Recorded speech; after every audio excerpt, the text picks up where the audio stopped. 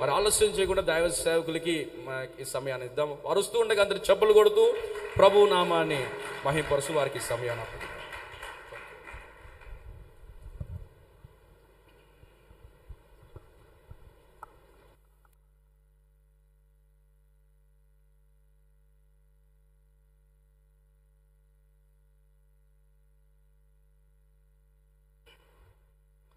Praise the lord. దేవుని పరిశుద్ధ నామానికి మహిమ కలుగునుగాక. ఈ యొక్క సేవకుల సదస్సుకు కూడి వచ్చిన సేవకులైన మీ అందరికీ ప్రభు అయిన యేసుక్రీస్తు నామములో నా యొక్క హృదయపూర్వక వందనాలు. ప్రభు మిమ్మల్ని ఆశీర్వదించునుగాక. ఆమె చెప్దామా? హల్లెలూయా. మీ మధ్యలో పరిచర్య చేయడానికి ప్రభు నాకు కల్పించిన మంచి అవకాశాన్ని బట్టి ప్రభుని స్తుతిస్తూ నన్ను ప్రేమతో ఆహ్వానించిన దైవజనులకు నా యొక్క హృదయపూర్వక వందనాలు తెలియజేస్తున్నాను. ఇప్పటికే చాలా సమయమైంది కనుక మనం దేవుని యొక్క వాక్యంలోకి మనం వెళ్దాం. ఎంతమంది దేవుని మాటలు వినాలని ఆశపడుతున్నారు? వింటే షార్ప్ బెట్ నాన్న, షార్ప్ బెట్. వింటే లాభం ఏంటి? దేవుని మాటలు వింటే ఏమైనా లాభం ఉందా? అంటే మనం ఎప్పుడు లాభం ఏంటి, నష్టం ఏంటి అని ఆలోచిస్తుంటాం కదా. ఉందా? ఏమైనా లాభం ఉందా? Praise the Lord. హల్లెలూయా. దేవుడు మనతో మాట్లాడునుగాక. బైబిల్ తీయండి. మొదటి సమూయేలు గ్రంథము 8వ అధ్యాయం. మొదటి సమూయేలు గ్రంథము 8వ అధ్యాయము మొదటి వచనం నుంచి కొన్ని వచనాలు మీలో ఎవరైనా చదవండి. మొదటి వచనం నుంచి గమనించండి.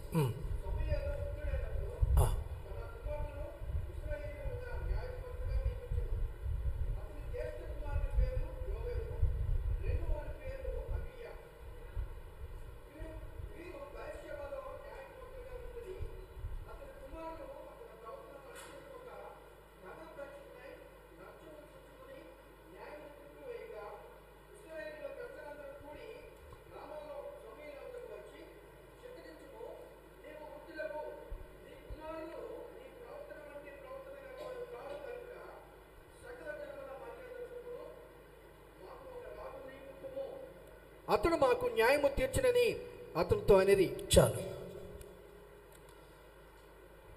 ఈ సంఘటన, ఈ సందర్భం సేవకులైన మీ అందరికీ బాగా తెలుసు.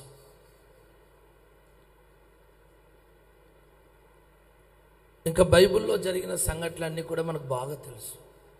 ఎందుకంటే ప్రతి ఆదివారం ఏదో ఒక సందర్భాన్ని, సంఘటన మనం సంఘ బిడ్డలకు మనం వర్తమాన రూపంలో అందిస్తుంటాం.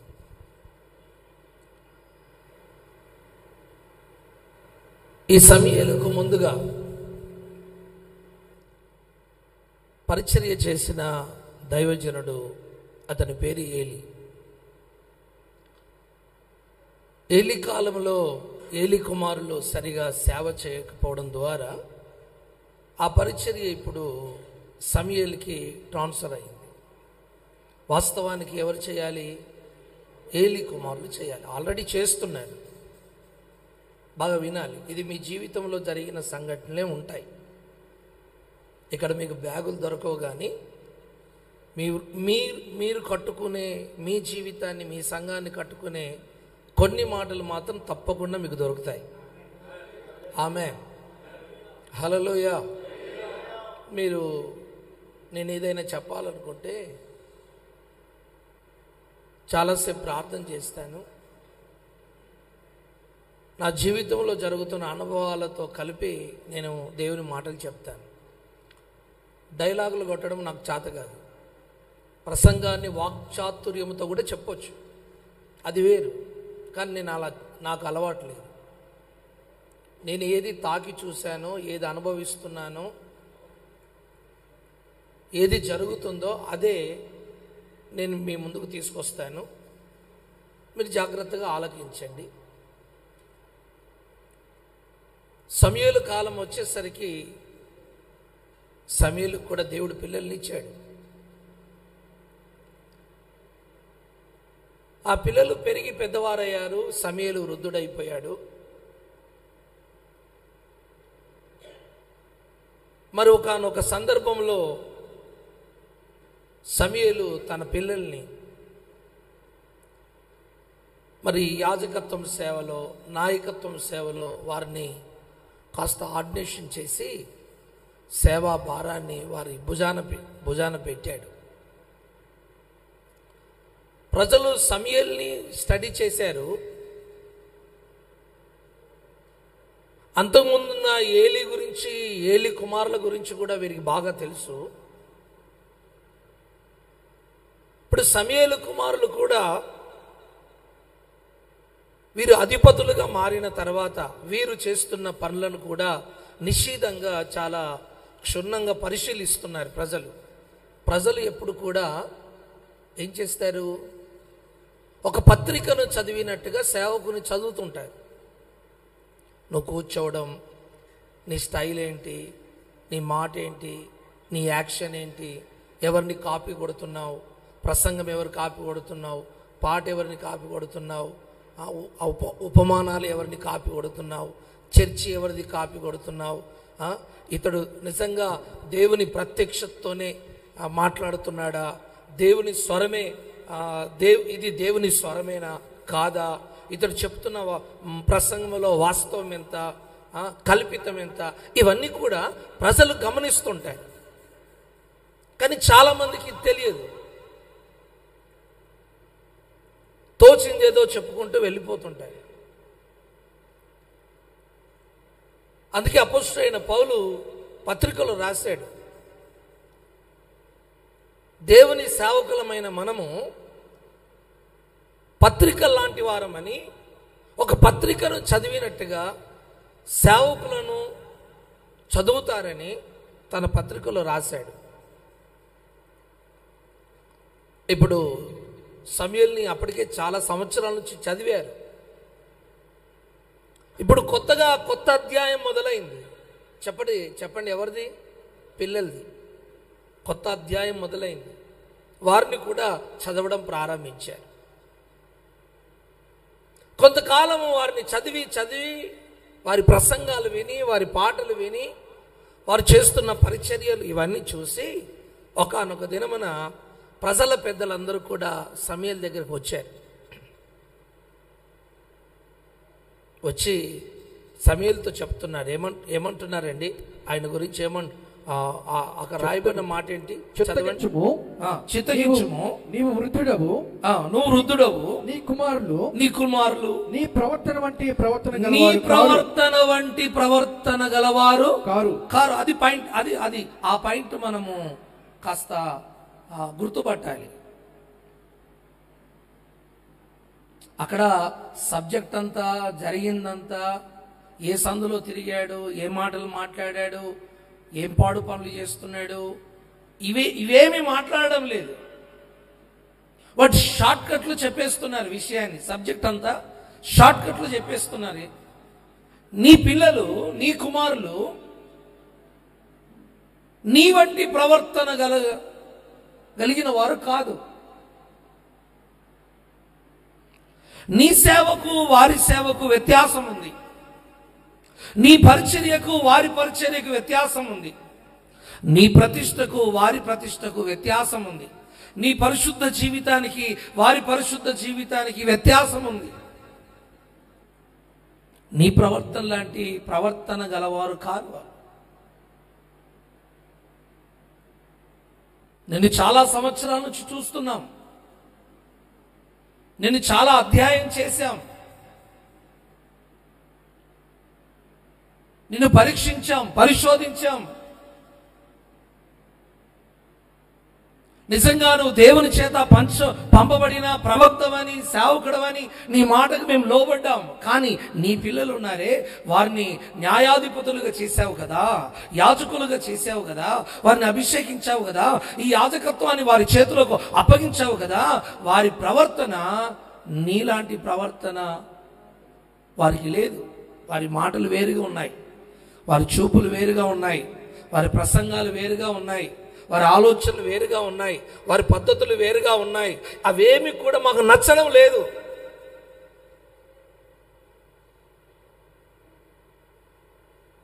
ప్రైజ్ ద లార్డ్, హల్లెలూయా. చూసారా, తండ్రి బ్రతికున్న కాలంలోనే మరి ఈ విషయాలు చెప్తే తండ్రి బాధపడతాడేమో, సమూయేలు బాధపడతాడేమో. ఆయన చనిపోయిన తర్వాత తాడో పేడో వీళ్ళ సంగతి చూసుకుందాము, ఇప్పటికైతే ఈ బండి జరగనివ్వండి, ఏదో కొంతకాలం ఓపిక పడదామని ప్రజలు అక్కడ ఓపిక పట్టలేదు. నేరుగా వచ్చి సమూయేలుతో ఈ మాట చెప్పినప్పుడు సమూయేలుతో అంటున్నారు, మాకు ఈ మీ పిల్లలు, ఈ అధిపతులు, ఈ నాయకులు మాకు అవసరం లేదు, ఈ పాస్టర్ గారు మాకు అవసరం లేదు. ఈరోజు చాలా సంఘాల్లో ఇదే జరుగుతుంది కదా. సంఘ పెద్దలు ఉన్న సంఘాల్లో, సంస్థలు ఉన్న సంఘాల్లో ఇవే జరుగుతున్నాయి కదా.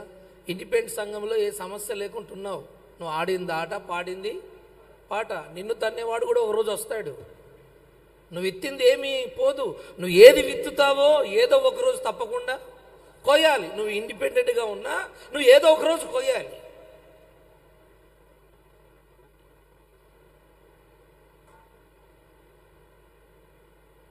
గమనించండి, మాకు వీరు వద్దు, మాకు లోక మర్యాద చొప్పున మాకు ఒక రాజును నియమించమని అడిగారు. అంటే ప్రజల మనసు ఇప్పుడు యాజకత్వం మీద నుంచి మనసు ఎక్కడికి వెళ్ళిపోయింది? రాజరికం. రాజరికం అనేది బయట సమాజంలో జరుగుతుంది, బయట దేశాల్లో జరుగుతుంది.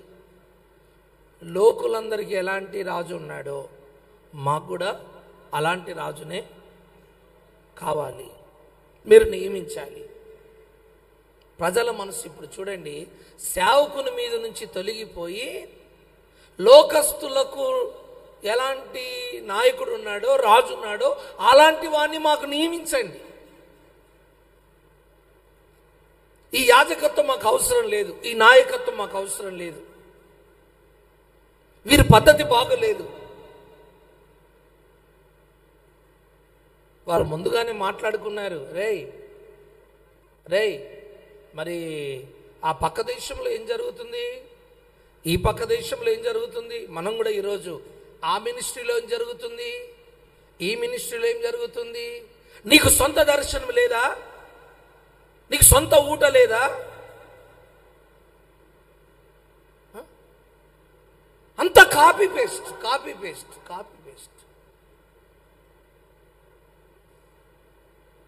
ఎంతకాలం ఇతరుల ఊట నీళ్ళు తాగుతావు?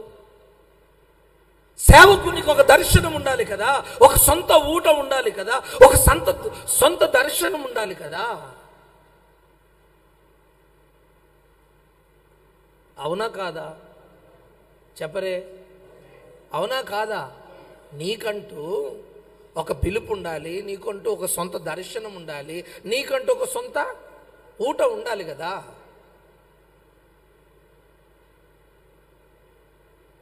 వారేం చేస్తున్నారు, వీరేం చేస్తున్నారు, నేనేం చేయాలి? ఈరోజు జరుగుతున్న సేవ ఇది. ఈరోజు జరుగుతున్న సేవ ఇది. దేవుడు నిన్ను పిలిచినప్పుడు, నిన్ను సేవకు రమ్మని చెప్పినప్పుడు, నిన్ను ఎందుకోసం పిలిచాడో, ఏ ఉద్దేశంతో పిలిచాడో, ఏ ప్రణాళికతో పిలిచాడో ఆ క్లారిటీ నీకు ఉండాలి కదా. ఉండాలా లేదా? మరి లేకుండా నువ్వేం చేస్తావు? లేకుండా ఏం చేస్తావు? తింటావు, కడుపు పెంచుతావు, అంతే.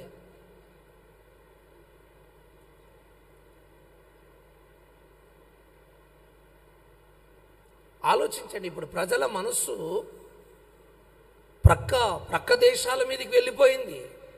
ప్రక్క దేశపు రాజరికం మీద, ఆ కార్యక్రమాల మీద వీరి ఆలోచనలన్నీ అటు డైవర్ట్ అయిపోయాయి.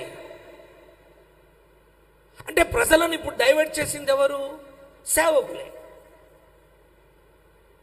ఈరోజు సొంత ప్రయోజనాల కోసము, సొంత ఆశల కోసం, సొంత ఆశలు తీర్చుకోవడానికి, సొంత కోరికలు నెరవేర్చుకోవడానికి ప్రజలను ఏం చేస్తున్నారు? లోకం వైపు డైవర్ట్ చేస్తున్నారు. సంఘ కాపురులు ఎలక్షన్స్ వైపు, రాజకీయాల వైపు, వ్యాపారాల వైపు, వాళ్ళ లాభం కోసం. ప్రజల యొక్క క్షేమాన్ని చూసేవారు చాలా తక్కువ మంది, వారి సొంత క్షేమాన్ని చూసుకునేవారు చాలా ఎక్కువ మంది. నువ్వు ఎలా ఉన్నావో నీ అంతరాత్మకు బాగా తెలుసు.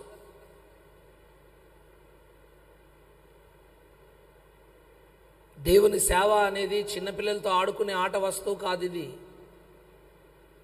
దీనికి భయంకరమైన ఉగ్రత ఉంటుంది, భయంకరమైన శిక్ష ఉంటుంది. నమ్మకంగా చేస్తే ఒక అద్భుతమైన బహుమానం ఉంటుంది, అద్భుతమైన ఘనత ఉంటుంది, అద్భుతమైన మహిమ ఉంటుంది.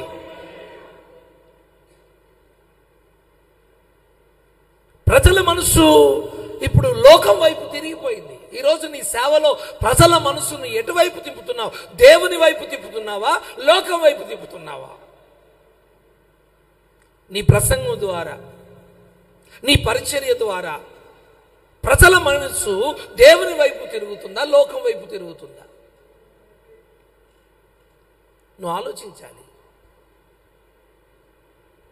ఒక దైవజనుడిగా నీ పరిచర్య ద్వారా ప్రజల మనసు దేవుని వైపు తిరగాలి.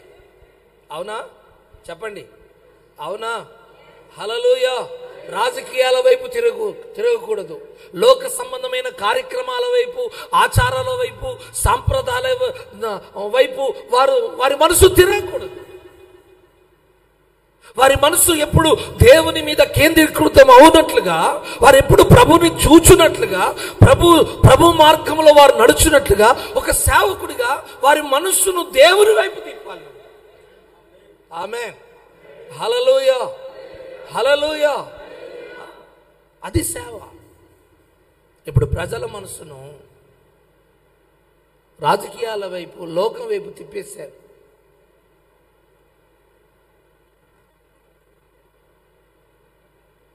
వారి స్వార్థం కోసం తిప్పేశారు. అందుకే అంటున్నారు, మాకు ఈ యాజకులు వద్దు, ఈ సేవకులు వద్దు, మాకు ఒక రాజును నియమించమని. ఈ సంఘటన, ఈ సందర్భాన్ని ఇప్పుడు సమూయేలు దేవుని దగ్గరికి తీసుకుని వెళ్తే దేవుడేమన్నాడు? వారి మీద రాజుగా ఉండకుండా వారు నిన్ను కాదు నన్ను తృణీకరించారు. హలో, వింటున్నారా? ప్రభు చెప్తున్న మాట వింటున్నారు అక్కడ?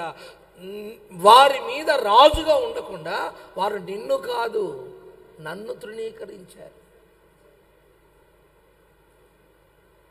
నన్ను తృణీకరించున్నట్లుగా మీరు అక్కడ క్రియ చేశారు. నన్ను తృణీకరించినట్లుగా మీరు అక్కడ సేవ చేశారు.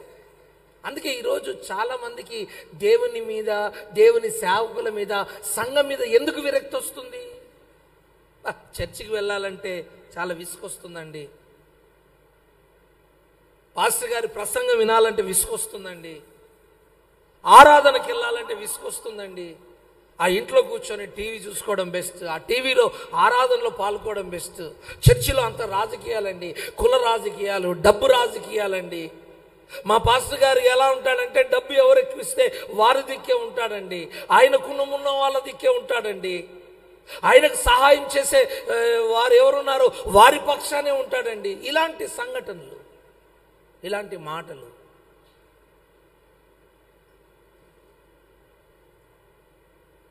చర్చికి ఎందుకు రాలేదమ్మా అంటే ఆరోగ్యం బాగలేక రాలేదు. వాస్తవం అది కాదు. ఆరోగ్యం బాగానే ఉంది, బాగానే తింటున్నారు, బాగానే తిరుగుతున్నారు. పాస్టర్ గారితో ఏమంటున్నారు? ఆరోగ్యం బాగలేక రాలేదని చెప్తున్నారు, వేరే చర్చికి వెళ్ళిపోతున్నారు. పొరపాటున వారు వేరే చర్చికి వెళ్ళారని పాస్టర్ గారు తెలిస్తే పంచాయతీ పెడుతున్నాడు. నువ్వు పంచాయతీ పెడితే ఎవరు బెదురుతారు? ఎవరు బెదురుతారు? నీ పంచాయతీ, నీ ప్రెసిడెంట్షిప్, నీ పాస్టర్ అసోసియేషన్ ఏమైనా పనిచేస్తారు దాంట్లో? ఎవరి ఇష్టం వారిది. ప్రెసిడెంట్ ఎవరు? పంచాయతీ తీర్చడానికి.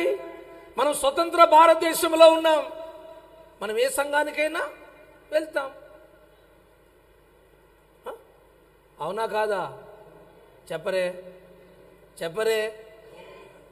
ఒకవేళ ప్రెసిడెంట్ గారు పిలిచి అడిగితే, ఏమ్మా ఏయ్యా ఇలా వేరే చర్చికి వెళ్తున్నారట, ఇలా రిపోర్ట్ చేస్తున్నారు అని చెప్తే, పాస్టర్ గారు మేము మర్యాదగా చెప్తున్నాం, మా ఇష్టం అండి, నువ్వెవరండి అడగడానికి అని అడిగితే నీ విలువ ఏమైనా ఉంటుందా?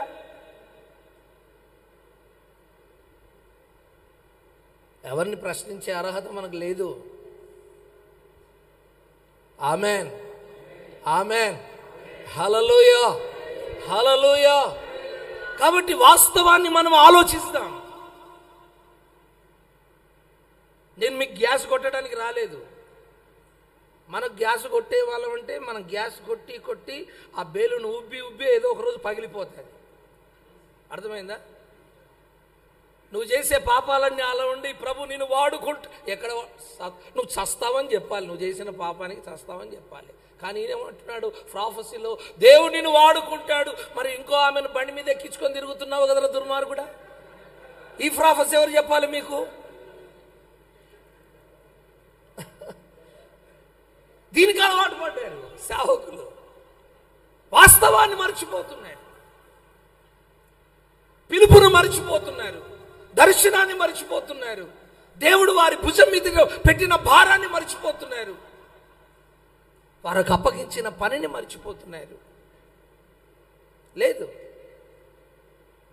వారు అంటున్నారు మాకు ఇలాంటి సేవకులు వద్దు అని చెప్పేసి వాళ్ళని కొట్టేసి మాకు ఒక రాజును నియమించమని చెప్తే, దేవుడు అంటున్నాడు వారు నిన్ను కాదు నన్ను తృణీకరించారని దేవుడు బాధపడి మళ్ళీ అంటున్నాడు వారు ఏం కోరుకున్నారో అదే వారికి ఏర్పాటు చెయ్యి అని అంటున్నాడు. ప్రేమైన దేవుని బిడ్డారా, కానీ ఆ పెద్దలు మాట్లాడిన మాట నాకు ఆ మాట చాలా హత్తుకుంది. ఏం తెలుసా? వారు నీలాంటి ప్రవర్తన ఏంటంటే ఏమని రాస్తుంది అక్కడ? నీ ప్రవర్తన వంటి ప్రవర్తన గలవారు కారు. మరి సమూయేలు ఏ ప్రవర్తన కలిగి ఉన్నాడు? సమూయేలులో ఉన్నవేంటి, వీరిలో లేనివేంటి? మనమందరం ఆ సమూయేలు వలె ఉందుముగాక. దేవునికి స్తోత్రం, హల్లెలూయా. ప్రజలు గమనిస్తూ అంటున్నారు సమూయేలు లాంటి సేవకుడు మాకు కావాలి. అతని పిల్లల లాంటి సేవకులు మాకు వద్దు, సమూయేలు లాంటి సేవకుడు కావాలి. ఈరోజు సమాజం కోరుకుంటుంది సమూయేలు లాంటి సేవకుడిని, సంఘం కోరుకుంటుంది ఈరోజు సమూయేలు లాంటి సేవకుడిని. నేను అంటాను నీవు ఒక సమూయేలుగా, ప్రజలు కోరుకునే ఒక అద్భుతమైన సేవకుడిగా నువ్వు ఉండాలని ఒక దైవజనుడిగా నేను కోరుకుంటున్నాను. ఏంటి సమూయేలులో ఉన్న ఆ గొప్పతనం ఏంటి? నీ ప్రవర్తన లాంటి ప్రవర్తన వారిలో లేదంటున్నా. ఇతని ప్రవర్తన ఎలా ఉంది, ఇతని పరిచర్య విధానం ఎలా ఉంది, ఇతని సేవా విధానం ఎలా ఉంది, ఎలా సేవ చేశాడు. ఒకసారి ఈ సమూయేలు యొక్క చరిత్ర చూస్తే ఈ సమూయేలు గురించి మనకు బాగా తెలుసు. ఇతడు పరిచర్య ప్రారంభించాడు కదా. పరిచర్య ప్రారంభం నుంచే ఇతని చరిత్రను గమనిస్తే, ఇతని జీవితాన్ని గమనించండి. తల్లి మొక్కుబడి చేసింది, పాలు విడిచిన తర్వాత తీసుకుని వచ్చి బాబును మందిరంలో విడిచిపెట్టింది. ఆమేన్. గట్టిగా చెబుదామా? హల్లెలూయా. ఈ కుటుంబం యాజకత్వంలో ఉన్న కుటుంబం ఏమి కాదు కదా. మొక్కుబడి చేయబడిన వాడు ఈ సమూయేలు ఇప్పుడు దేవుని మందిరంలో పరిచర్య చేస్తున్నాడు. నేనంటాను మొక్కుబడి చేయబడిన కుమారుడు వచ్చి దేవుని మందిరంలో పరిచర్య చేస్తుంటే నీ పిల్లలు ఏం చేస్తున్నారు? డాక్టర్ చేపిస్తున్నావు, ఇంజనీర్ చేపిస్తున్నావు. మొక్కుబడి చేసిన వాళ్ళే పరిచర్య చేస్తుంటే ఒక యాజకుడికి పుట్టిన కుమారుడు ఏం చేయాలి? డాక్టర్ చేయాలా? వాడు డాక్టర్ చేస్తే ఎంతమందిని చంపుతాడో, అంటే వాడిని చంపే వరం ఉంటుంది. వాడు ఇంజనీర్ అవుతే ఎన్ని బిల్డింగ్లు కూల్చేస్తాడు. ఎందుకంటే మైండ్ పెట్టి పని చేయలేడు. ఎందుకు? దేవుడు అతని కోసం ఏర్పాటు చేసిన పని వేరు, ఇతడు చేస్తున్నది వేరు.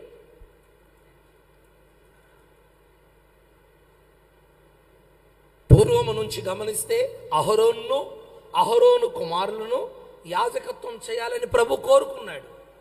ఆమేన్, ఆమేన్, హల్లెలూయా. నీ పిల్లల్ని నువ్వు ఒక మంచి యాజకునిగా, ఒక సేవకునిగా నువ్వు సిద్ధం చేయాలి. కానీ ఆ సేవా సంబంధమైన ఆ విలువ నీకు తెలియకనే లోకములో ఆ చదువులతో వాటికే గొప్ప విలువ ఉందని, వాటితోనే రాబడి ఎక్కువ ఉందని, వాటితోనే మహిమ ఎక్కువ ఉందని, ఘనత ఎక్కువ ఉందని లోక సంబంధమైన వాటికి నువ్వు వారిని ప్రోత్సహిస్తున్నావు. సేవలో ఉన్న విలువ నీకు తెలియక, సేవలో ఉన్న ఘనత నీకు తెలియక, సేవలో ఉన్న ఆశీర్వాదం నీకు తెలియక,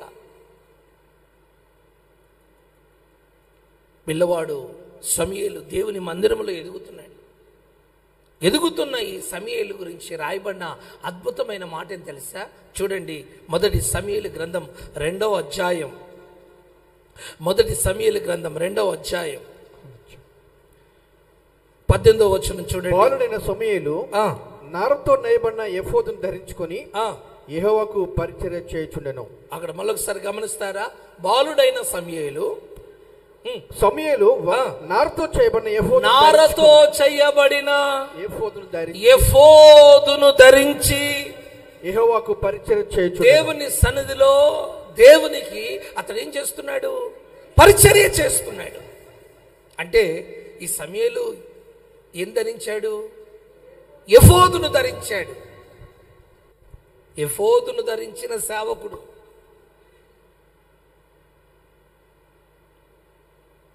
ఎఫోదును ధరించి దేవుని సన్నిధిలో పరిచర్య చేస్తున్నాడట.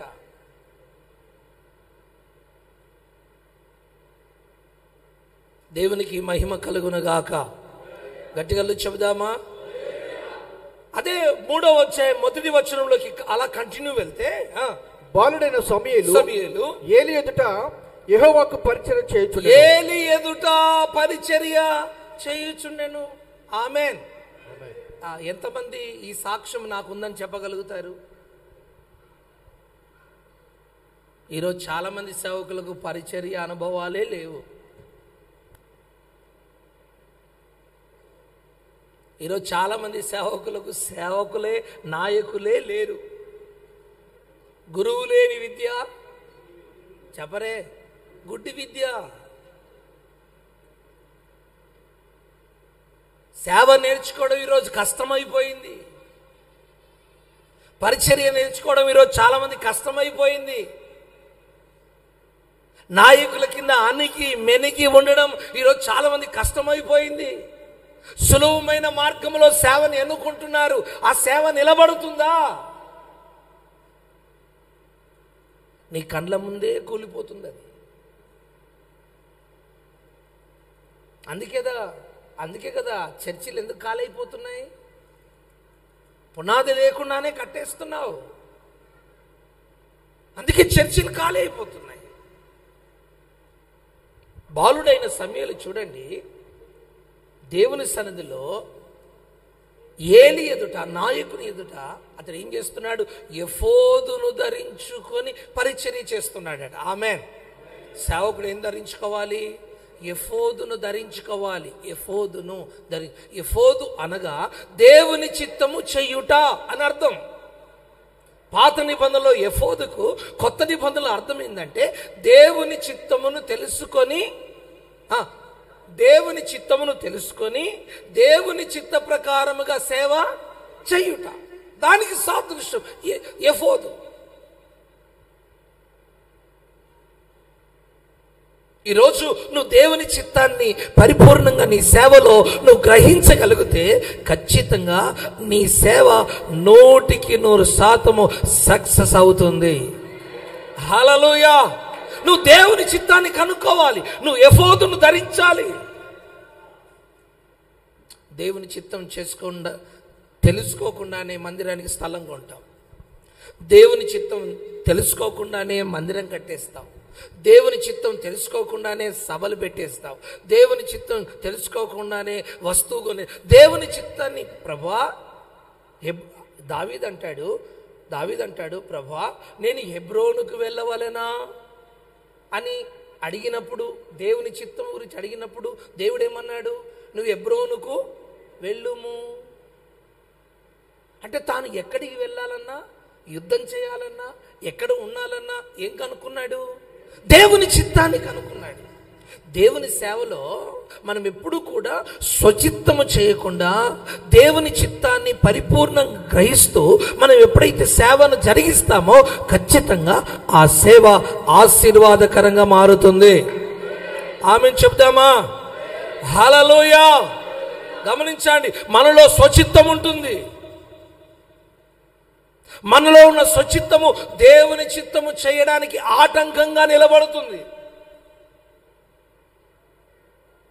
ఒక సేవకుడు ఇలానే హైదరాబాద్లో చర్చి సేవ ప్రారంభించాడు. ప్రారంభించిన 2-3 నెలలకే 1,50,000 పెట్టి కెమెరా కొన్నాడు, 2 లక్షలు పెట్టి సిస్టమ్ కొన్నాడు, JBL సిస్టమ్ కొన్నాడు. చర్చిలో ఎంతమంది ఉన్నారు? ఒక 5-10 మంది ఉన్నారు. అర్థమైందా? తర్వాత ఇంకా చర్చిలో చక్కగా రెంట్ తీసుకున్న హాల్లో కార్పెట్లు వేయించాడు, మంచి చైర్స్ వేయించాడు. ఇక సేవ జరుగుతుంది. దాదాపుగా ఈ సౌండ్ సిస్టమ్ ఒక 5,000 మందికి వినబడే సౌండ్ సిస్టమ్. ఆ కెమెరా ఇంచుమించు 1,50,000 మంచి HD కెమెరా. ఇంకా లైవ్ మొదలు పెట్టాడు. లైవ్ కార్యక్రమం జరుగుతుంది. 24 గంటలు తననే చూపిస్తాడు కానీ పబ్లిక్ని చూపించాడు. ఎందుకు? లేరు కదా, అంత ఖాళీ కదా, పబ్లిక్ని చూపించడు. కొందరు ఉన్నా చూపించడు. ఆమె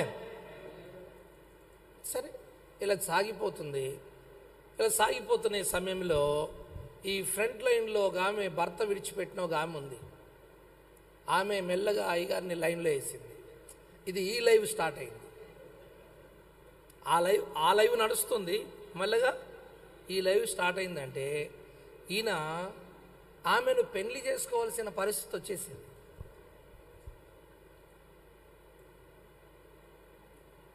ఇప్పుడు చేసుకోవాలంటాడు. ఆమె కేసు పెట్టేసింది. కేసు పెట్టిన తర్వాత కేసు తెగాలి కదా.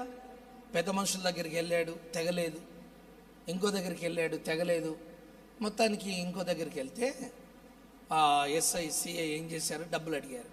డబ్బులు అడిగితే కెమెరా అమ్మేశాడు, బాక్సులు అమ్మేశాడు. నేను ఎవడు కొనమన్నాడు?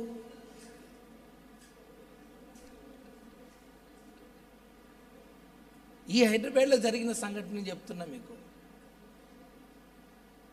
అంటే దేవుని చిత్తము లేకుండా నువ్వు ఏది చేసినా ఏమవుతుంది? నీకు దాంట్లో సమస్యలు వస్తాయి. మనకు అన్ని అవసరమే, కానీ ప్రతి విషయంలో దేవుని చిత్తాన్ని నువ్వు స్పష్టంగా తెలుసుకోవాలి. అందుకే పరలోక ప్రార్థన ప్రభు నేర్పించాడు కదా. పరలోకమందున్న మా తండ్రి, నీ నామము పరచబడును గాక, నీ రాజ్యము వచ్చును గాక, పరలోకమందు నీ చిత్తము నెరవేరునట్లు భూమి అందు నా సేవలో, నా జీవితములో, నా కుటుంబములో నీ చిత్తమే జరుగునుగాక. హల్లెలూయా. ప్రతిరోజు దైవ చిత్తం నీ జీవితంలో జరుగునట్లుగా నువ్వు సిద్ధపడి ఉండాలి. అప్పుడు చూడు నీ సేవ ఎంత ఆశీర్వాదకరంగా ఉంటుందో. నీ సేవలో ఎన్ని ఆటుపోట్లున్నా, తుఫాన్లున్నా, శ్రమలు ఉన్నా, కష్టాలు ఉన్నా, నువ్వు దేవుని చిత్తాన్ని నమ్మకంగా చేయగలిగితే ఆ శ్రమనే నీకు మహిమగా మారుస్తాడు. ఆ శ్రమని నీకు ఆశీర్వాదకరంగా మారుస్తాడు. ఎందుకు? నువ్వు దేవుని చిత్తము చేశావు కనుక. దేవుని చిత్తం చేసేవారికి కొన్ని శ్రమలు ఉంటాయి, కానీ అందులోనే ఆశీర్వాదాలు కూడా దాచిపెట్టి ఉంచుతాడు దేవుడు. ఆమెన్, ఆమెన్, హల్లెలూయా. అందుకే దేవుని చిత్తం చేయకుండా మనకు అడ్డుగా వచ్చే స్వచిత్తం ఉందే, ఆ స్వచిత్తం యేసు నామమున సమాధి చేయబడును గాక, చనిపోవును గాక, పాతి పెట్టబడును గాక. హల్లెలూయా. సౌలుతో దేవుడు చెప్తున్నాడు, సౌలా, నువ్వు అమాయకుల విషయంలో నా తీక్షణమైన కోపం ఇదిగో ప్రకారంగా వాళ్ళందరినీ హతమార్చమని చెప్తే దేవుని చిత్తం చేయకుండా ఏం తీసుకొచ్చుకున్నాడు? దోపుడు సొమ్ము తీసుకొచ్చుకున్నాడు. సమూయేలు ప్రవక్త అడిగితే ఏమంటున్నాడు? దేవునికి బలి ఇవ్వడానికి తీసుకొచ్చాను ఈ గొర్రెల్ని అంటాను. నేనంటాను, నీకు సొంత మంద లేదా? నువ్వు రాజు కదా, నీకు సొంత మంద లేదా? నీ మందలో శ్రేష్టమైన గొర్రెలు లేవా, పశువులు లేవా? దోపుడు సొమ్ముతో వచ్చిన ఆ గొర్రెలే కావాలా? కొందరు చర్చి కట్టాలి, స్థలం కొనాలి, కానికి ఇమ్మని విశ్వాసులను అడుగుతారు. నేనంటా, నీకు సొంత ఇల్లు లేదా? నువ్వు అమ్మవా? వాళ్ళని అమ్మమని చెప్తావా? ఆహా ఆహా, నీ అతి తెలివి. అదంతా ఆపరేషన్ థియేటర్లో పెడతావా? దైవజనుడు పౌలు అంగిచో గారు చర్చి కట్టడానికి తన దగ్గర డబ్బులు లేనప్పుడు దేవుడు ఏం చేయమన్నాడు? నీ ఇల్లు అమ్మేసే అన్నాడు. మొదట నీ ఇల్లు అమ్మేసాయి. ఆ ఇల్లు ఎవరిది అనుకున్నారు? మామగారు పెళ్ళికి ఇచ్చిన కానుక భార్యకు, పాస్టమ్మ గారికి. పాస్టమ్మ గారిని ఎట్లా అడిగితే వారం రోజులు అలిగిపోయి కూర్చుంది పాస్టర్ గారితో మాట్లాడకుండా. దేవుడు మళ్ళీ పాస్టమ్మ గారితో మాట్లాడితే అప్పుడు తీసుకొచ్చి డాక్యుమెంట్ అయ్యగారి చేతులు పెడితే అప్పుడు అమ్మేసి చర్చి పని మొదలుపెట్టాడు. సమర్పణ అనేది సంఘములో నుంచి కాదు, మొదట నీ దగ్గర నుంచే ప్రారంభించబడాలి. దేవునికి స్తోత్రం. హల్లెలూయా. నీ దగ్గర నుంచి ఎప్పుడైతే ప్రారంభించబడుతుందో ఆటోమేటిక్గా సంఘస్థులు సమర్పించుకొని నీ సేవకు అద్భుతమైన సహాయాన్ని అందిస్తారు. మేము అనుభవించి చెప్తున్నాం. నాకున్నదంతా సర్వం అమ్మి పెట్టాను సేవలో. అన్ని చర్చి పేరు మీద రాశాను. నాకు కుమారుడు ఉన్నాడు, నాకు కూతురు ఉంది. వాళ్ళ పేరు మీద కానీ మా పేరు మీద కానీ మేము రాసి పెట్టలేదు. ఇప్పటికీ మేము రిక్తులమే.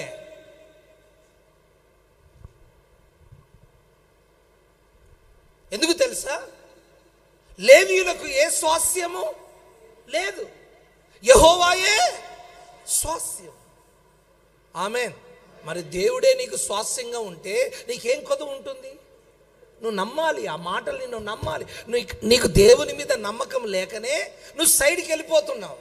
నీకు దేవుని మీద విశ్వాసం ఉంటే, ఆయన మాటల మీద విశ్వాసం ఉంటే, ఆయన ఏదైనా చెయ్యగలడు అని నమ్మకం నీకుంటే నువ్వు దేవుని కోసం ఏదైనా నువ్వు చేయగలుగుతావు.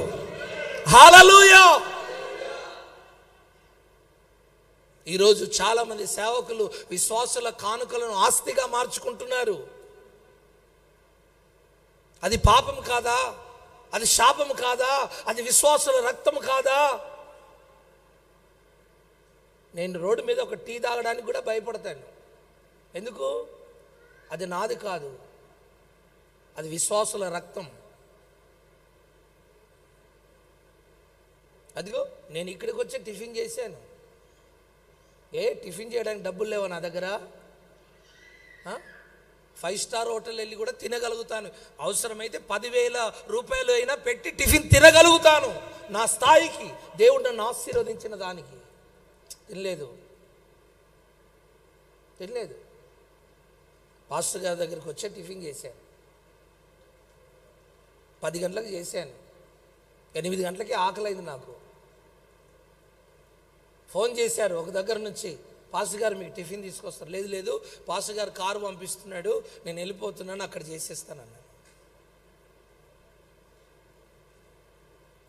ఆషామాషిగా సేవ చేసేది కాదు ఇది. చాలా జాగ్రత్తగా, మెలకువగా ప్రతిదాని విషయంలో నువ్వు దేవునికి లెక్క ఒక దినము అప్పగించాలి అన్న భయముతో వణుకుతో, పౌలు అంటాడు భయముతో వణుకుతో మా సొంత రక్షణను మేము కొనసాగిస్తున్నాము. అంత సున్నితంగా ప్రతి విషయంలో మనం దేవుని సన్నిధిలో నిలబడగలిగితే అది గమనిస్తున్న దేవుడు నిన్ను విడిచిపెడతాడా? అద్భుతంగా వాడుకుంటాడు. హల్లెలూయా, హల్లెలూయా. అదిగో స్వచిత్తం చేయడానికి వెళ్తున్నాడు యోనా. ఏం జరిగింది? నినివేకి వెళ్ళమంటే తార్షీషుకి వెళ్తున్నాడు. ఏం జరిగింది? అంతా నష్టమే, అంతా నష్టమే. ఆస్తి నష్టం, పడవ నష్టం, చివరికి ప్రాణ నష్టం. కొందరు పాస్టర్లు చూడండి, కొందరు పాస్టర్లు చూడండి, కుటుంబం చూడండి, 24 గంటలు హాస్పిటల్ చుట్టే తిరుగుతుంటారు. 24 గంటలు.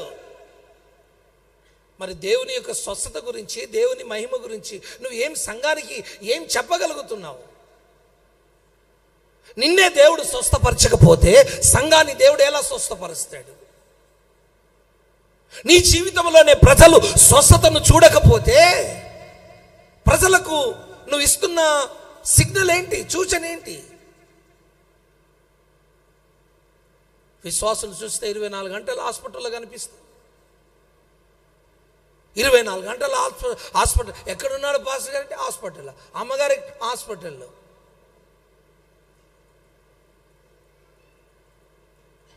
అంతా నష్టం, ఆరోగ్యం నష్టం, ఆస్తి నష్టం. ఆ నష్టానికి కారణం ఏంటి? కారణం ఏంటి? యోనా దేవుని చిత్తం చేశాడా, స్వచిత్తం చేశాడా? అంటే నీ స్వచిత్తంలో ఏముంది? ప్రమాదం ఉంది. నేనంటాను, నువ్వు దేవుని తోటలోకి వచ్చిన తర్వాత, పనిలోకి వచ్చిన తర్వాత, నువ్వు దేవుని తోటలో ఒక పనివాడిగా నిలబడిన తర్వాత, నువ్వు పరిపూర్ణంగా పూర్తిగా దేవునికి సరెండర్ అయిపోయి, అంకితమైపోయి, నీ సొంత ఆశలు, కోరికలు, ఆలోచనలు అన్నీ చంపివేసి రిక్తుడుగా మారిపోయి, దేవుడు నిన్ను ఎలా మలిస్తే అలా మలిగి, ఎలా నడిపిస్తే అలా నువ్వు నడిపించబడి, అలా పరిపూర్ణంగా దేవుడు నడిపించినట్టుగా నువ్వు సాగి వెళ్ళిపోతే ఆ తోటలో, ఆ పొలములో అద్భుతంగా నువ్వు వాడబడతావు. నీ ద్వారా అద్భుతమైన పంట అక్కడ కోయబడుతుంది. నీకు దేవుడు ఒకటి చెప్తే నువ్వు వేరొకటి చేసావనుకో, నేను పక్కన పడేస్తాడు, నిన్ను పక్కన పడేస్తాడు. ఆ యోనా స్వచిత్తం ద్వారా అంత నష్టం చూసారా? ప్రేమైన దేవుని బిడ్డలారా, లోతుతో కూడా అంటున్నాడు. లోతుతో, బాబు ఈ పర్వతానికి వెళ్ళమంటే అది చాలా కష్టంగా ఉంది, నేను అక్కడ సేవ చేయలేను, ఆ కొండ ఎక్కలేను, నాతో కాదు, నేను ఈ సేవ చేయలేను, నేను ఇక్కడ సేవ చేసుకుంటాను. అంత నీ ఇష్టమేనా? ఏమైపోయాడు? భ్రష్టత్వానికి నాయకుడు అయిపోయాడు. స్వచిత్తంలో చాలా ప్రమాదం ఉంది. అందుకే మన జీవితంలో ఎక్కడ కూడా స్వచిత్తానికి అవకాశం ఇవ్వకుండా ప్రార్థనలో మోకరించినప్పుడల్లా ఒకటే, ప్రభువా నీ చిత్తమే నా జీవితంలో, నా కుటుంబంలో, నా సేవలో జరుగునుగాక. ప్రభు సిద్ధించు నీ చిత్తమే ప్రార్థించుచుంటి అని శంభునే.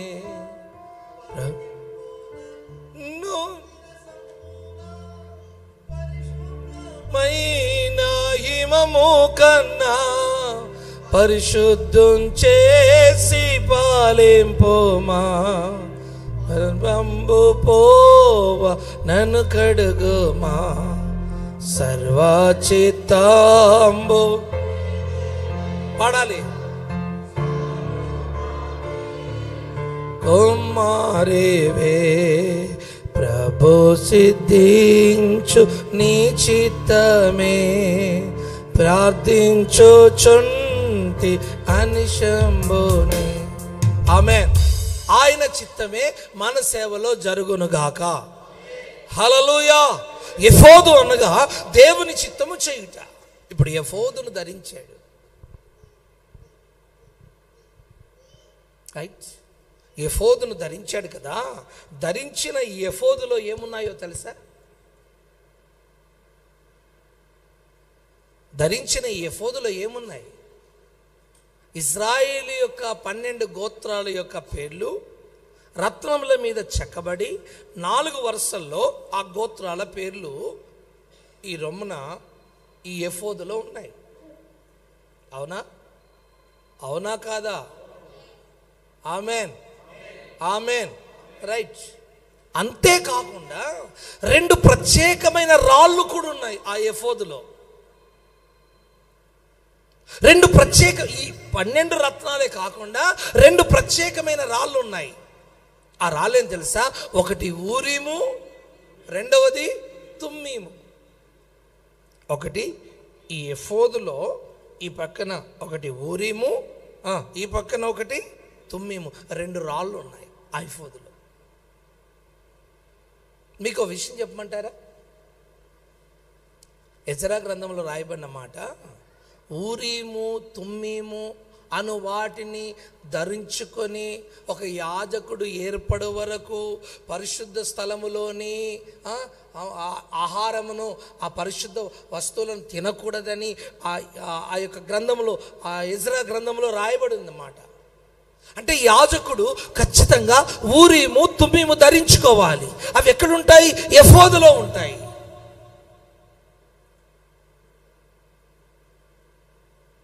అవి ఎఫోదులో ఉంటాయి. ఏంటి వాటి అర్థం ఏంటి? ఖచ్చితంగా ఆ యొక్క ఊరీము తుమ్మీము ధరించుకోవాలా? ధరించుకోవాలి. ఊరీము తుమ్మీము ఉన్నవాడే యాజకుడు. ఊరీము తుమ్మీము ధరించుకున్న వాడే పరిశుద్ధ స్థలములో పరిచర్య చేయాలి. పరిశుద్ధ స్థలములో ఉన్న రొట్టెలు భుజించాలి.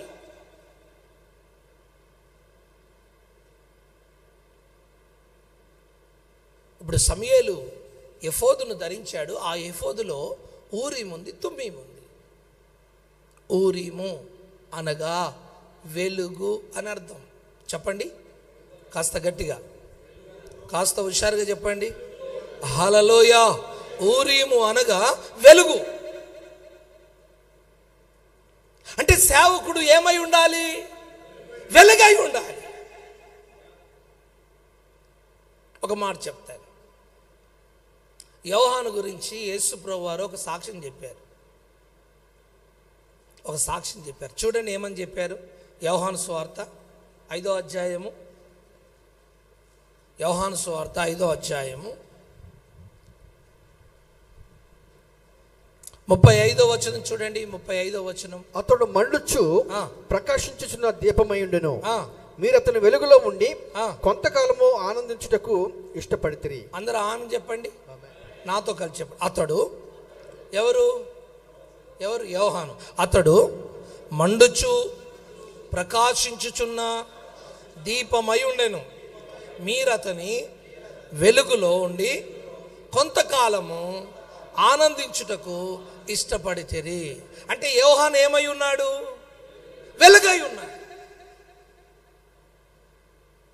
ఆ వెలుగులో ఆయన వెలుగై ఉండి తాను పరిచర్య చేస్తున్నాడు. అతని వెలుగులో కొంతమంది అతన్ని వెంబడించారు, కొంత సంఘం అతన్ని వెంబడించింది. అతని వెలుగులో నడిచారట ప్రజలు. ఊరీము అనగా వెలుగు. అంటే దేవుని సేవకుడు ఏమై ఉండాలంటే వెలుగును ధరించుకున్న వాడై ఉండాలి. అంటే సేవకుల్లో చీకటి పనులు ఉండకూడదు, చీకటి ఉండకూడదు. చీకటి పనులు చేయొద్దు, చీకటి వ్యాపారాలు చేయొద్దు, చీకటి ఆలోచనలు ఆలోచించకూడదు.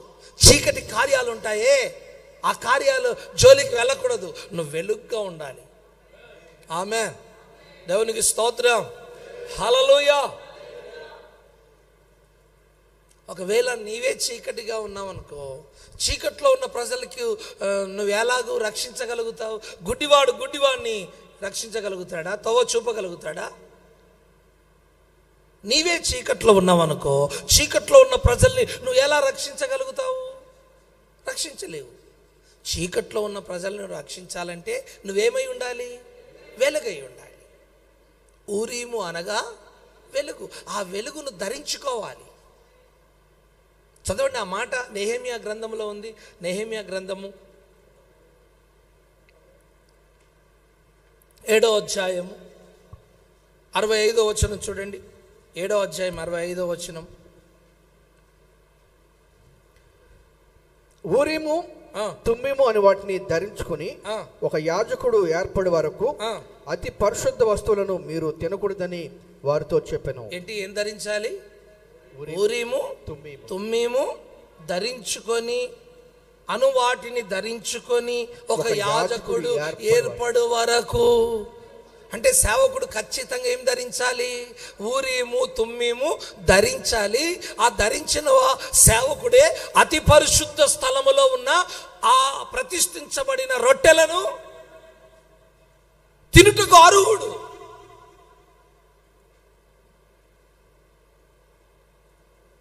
నా మాటలు మీకు కష్టంగా ఉన్నాయా పాస్టర్ గారు? నువ్వు ఒక ప్రాఫెసీ చెప్పయ్యా నాకు, నేను హైదరాబాద్ అంతా గొప్ప సేవకుని అయిపోతానని. నాకు ఇలా దొంగ మాటలు రావు. నేను ఒకటే నమ్ముతాను, నువ్వు పర్ఫెక్ట్గా ఉండు, నేను వాడుకుంటాడు. అంతే అంతే. నువ్వు దేవుని దృష్టికి యోగ్యుడిగా నిలబడు. యోగ్యుడిగా నిలబడవలసిన బాధ్యత నీది, వాడుకోవలసిన బాధ్యత దేవుని. అంతే. దీనికి ప్రాఫెసీ ఎందుకు ఇంకా నీకు? ఇదే పెద్ద ప్రాఫెసీ. ఆమేన్. ఇదే ప్రవచనం గ్రంథం కదా. ఇంకా నీకు ప్రత్యేకంగా అమెరికా నుంచి వచ్చి టచ్ అని చెప్పి నేను బోల్తో కొట్టి నీ మీద దుప్పటి కప్పి నువ్వు ఇలా ఇలా ఇలా ఇలా ఇలా అయిపోతున్నావు. అలా అయిపోకముందే పరమగీతం పాడేశావు.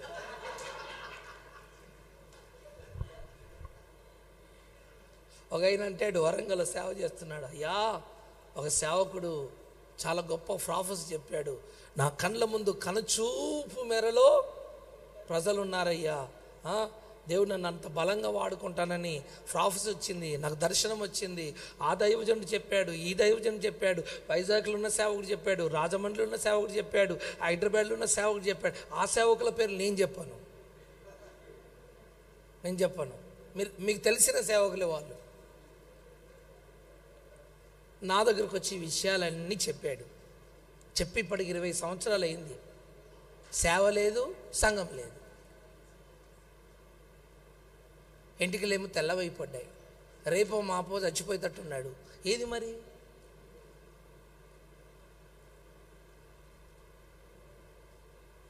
– 24 గంటలు భార్యను కొడుతుంటాడు. ఆమె మీద డౌట్ ఎక్కువ, అనుమానం ఎక్కువ. ఏదన్నా మీటింగ్కి వాక్యం చెప్పడానికి వెళ్ళాడు అనుకోండి, పాస్టర్ గారికి 50 సార్లు ఫోన్ చేస్తాడు దినానికి. కనుచూపు మేరలో, కనుచూపు మేరలో, కనుచూపు మేరలో ప్రజలు కాదు, పాస్టర్మే కనిపిస్తుంది.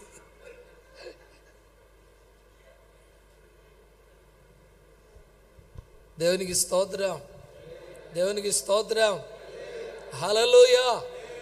ప్రభు మనల్ని శుద్ధీకరించి బలపరిచి పదును పెట్టిన గండ్రగొడ్డల వలె మార్చి వాడుకొనుగాక. హల్లెలూయా. కనుక సేవకుడు తప్పనిసరిగా ఈ పరిశుద్ధ స్థలమైన, అతి పరిశుద్ధ స్థలమైన ఈ పులిపీఠం ఎక్కి రొట్టె విరిచి రొట్టెను తిని దేవుని ఆత్మ సంబంధమైన వర్తమానాన్ని ఇదిగో ప్రజలకు అందించడానికి ఖచ్చితంగా సేవకుని రొమ్ము మీద ఇదిగో ఊరీము తుమ్మీము ఖచ్చితంగా సేవకుడు ధరించుకోవాలి. హల్లెలూయా. ఊరీము అనగా వెలుగు. నువ్వు వెలుగు సంబంధమైన సేవకుడిగా ఉండాలి. నీ లోపల చీకటి కార్యాలు, చీకటి మాటలు, అబద్ధాలు, వ్యాపారానికి సంబంధించిన మాటలు, రాజకీయాలకు సంబంధించిన మాటలు, అపవిత్రమైన మాటలు, కుయుక్తి కలిగిన మాటలు నీ లోపల ఎక్కడ కూడా కనిపించకూడదు. ఆమేన్, ఆమేన్, హల్లెలూయా.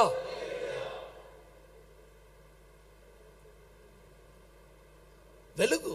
యోహాను చూడండి, అందరూ అతని వెలుగులో కొంతకాలం నడిచాడట. ఒక వెలుగు సంబంధమైన సేవకుడిగా నువ్వు ఉంటే దేవుడు ఏం చేస్తాడు? ఒకసారి ఆ మాట చూడండి, యెషయా గ్రంథంలో ఉంది. ఒక వెలుగు సంబంధమైన సేవకుడిగా ఉంటే నీ సేవలో దేవుడు చేసే కార్యం ఎంత అద్భుతంగా ఉంటుందంటే 42వ అధ్యాయం, యెషయా గ్రంథం 42వ అధ్యాయం 7వ వచనాన్ని చూడండి. 7వ గుడ్డివారి కన్నులు తెరుచుటకును, గుడ్డివారి కన్నులు తెరుచుటకును, బంధింపబడిన వారిని చెరసాల్లో నుండి వెలుపలికి తెచ్చుటకును, చీకట్లో నివసించే వారిని బందీ గృహంలో నుండి వెలుపలికి తెచ్చుటకును యెహోవానగు నేనే నీతి విషయములలో నిన్ను పిలిచి నీ చేయి పట్టుకొని ఉన్నాను. నిన్ను కాపాడి ప్రజల కొరకు నిబంధనగాను అన్యజనులకు వెలుగుగాను నిన్ను నియమించి ఉన్నాను.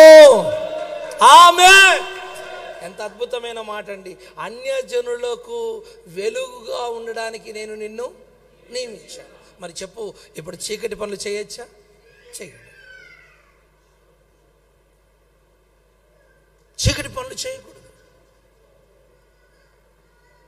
ఎప్పుడు నీ సేవలో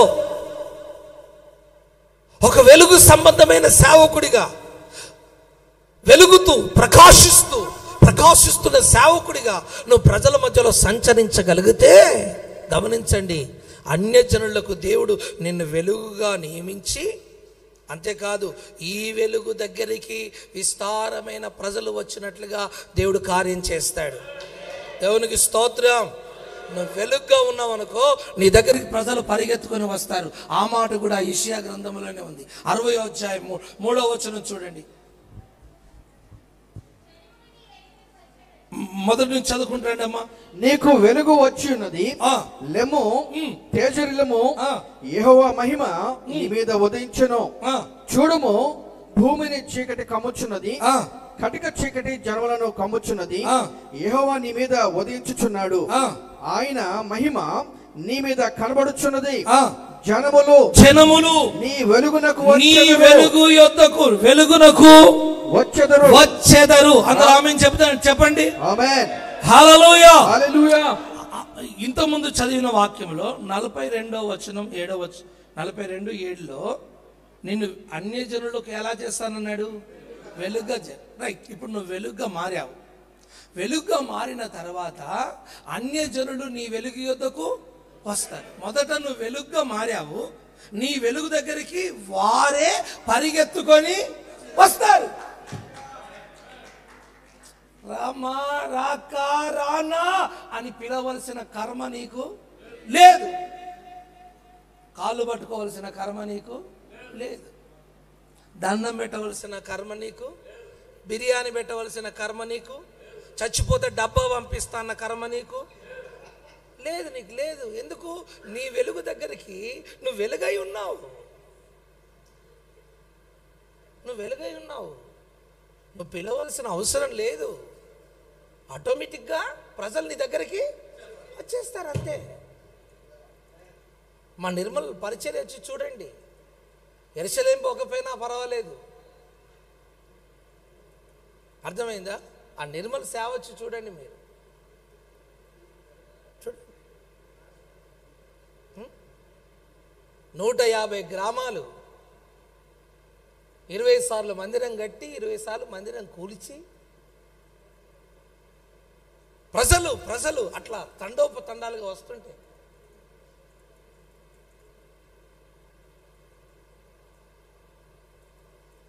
ఆమెన్. ఎక్కడో అడవిలో కట్టాను మందిరాన్ని, దానికి ఆటో ఉండదు, ఒక సైకిల్ మీద ఆ దారిలో వెళ్ళరు, ఒక బస్సు ఉండదు. ఆదివారం అయిపోయింది, అడవిలోకి వచ్చేస్తారు.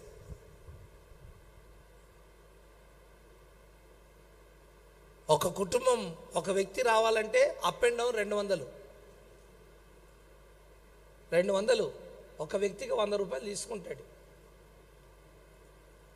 Up and down 200. ఒక ఫ్యామిలీ రావాలంటే 400, నలుగురికి 800, 1000 రూపాయలు.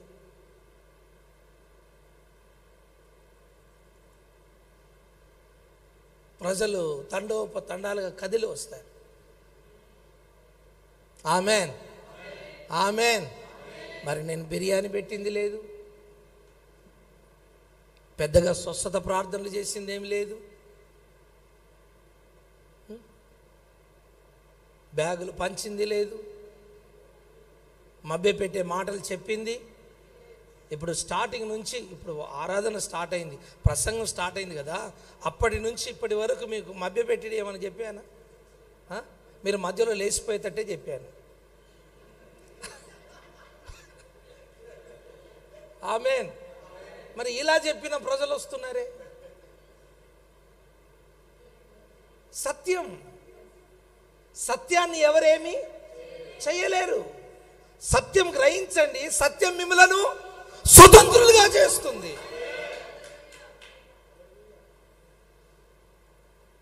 ఆమేన్, హల్లెలూయా. నేను అంటాను, నువ్వు ఎవరిని ఆకర్షించవలసిన పని లేదు. నువ్వు ఒక వెలుగు స్తంభమై దేవుని సన్నిధిలో నిలబడు. నీ వెలుగు దగ్గరికి ప్రజలను తండోపతండాలుగా జాతర వలె దేవుడు నడిపిస్తాడు. హల్లెలూయా. నడుచుకుంటూ వస్తారు, సైకిల్ మీద వస్తారు, బండ్ల మీద వస్తారు, ఆటోలో వస్తారు. గమనించండి, గమనించండి. ఇంకా ఇంకా కార్ల మీద వస్తారు, అవసరమైతే ట్రాక్టర్ల మీద, లారీల మీద కూడా. అంతే. నువ్వు పిలుచుకునే కర్మ నీకెందుకు, అడుక్కునే కర్మ నీకెందుకు? పెద్ద బిచ్చగాడివా, చిన్న బిచ్చగాడివా? ఆడేమో రోడ్డు మీద డబ్బులు అడుగుతాడు, నువ్వేమో ఆత్మలు అడుగు. ఆడి బిచ్చగాడే, ఈడి బిచ్చగాడే. అమ్మా, మా చర్చికి వచ్చి చూడండి అమ్మా. అన్నా, మా చర్చికి ఒక్కసారి వచ్చి చూడండి అన్న. సిగ్గు అనిపించదు? అలా మాట్లాడడానికి సిగ్గు అనిపించదా? వేరే చర్చికి వెళ్ళే వ్యక్తుల్ని అలా అడగడానికి నీకు సిగ్గు అనిపించదా? చర్చిలో ఏదో పెళ్ళి పెట్టుకున్నావు, నీ పెళ్ళి అవుతుంది, నీ కూతురు పెళ్ళి అవుతుంది, లేకపోతే ఏదైనా పెళ్ళి జరుగుతుంది, కాస్త వచ్చిపోండి, కాస్త దీవెన ఇచ్చిపోండి అంటే అది వేరే సంగతి. పెళ్ళి కాదు, పేరంటం కాదు, వాళ్ళు పెట్టుకున్న కూటం కాదు, దానికి వాళ్ళకి సంబంధమే లేదు. వచ్చి చూడంటే దాని మర్మం ఏంటిదో, దాని మర్మం ఏంటిదో చెప్పమంటారు. దాని మర్మం వచ్చి చూడు, ఇంకా చూసావంటే నువ్వు వెళ్ళవు. అంటే దాని మర్మం ఏంటిదంటే, నీ పాస్టరు మా పరిచర్య ముందు అట్టి డమ్మీ, మాలాంటి సేవ మీ దగ్గర లేదు. ఇదంతా వివరించాలా? దాంట్లో అర్థం అదే. Praise the lord, praise the lord, praise the lord. మేము వేరే చర్చి నుంచి వచ్చే వాళ్ళు అంటున్నాము, అమ్మా మీ చర్చికి మీరు వెళ్ళండి, మీ అయ్యగారు మా మీద ఏడుస్తాడు, వెళ్ళండి. మేము అన్యజనులకు స్వార్థ చెప్పుకోవడానికి వచ్చాం, మీకు కాదు. లేదయ్యా, మీరు బలియకపోయినా పర్వాలేదు, రానియకపోయినా పర్వాలేదు, అన్యజనులు వచ్చినట్టే వచ్చి కూర్చొని పోతామయ్యా.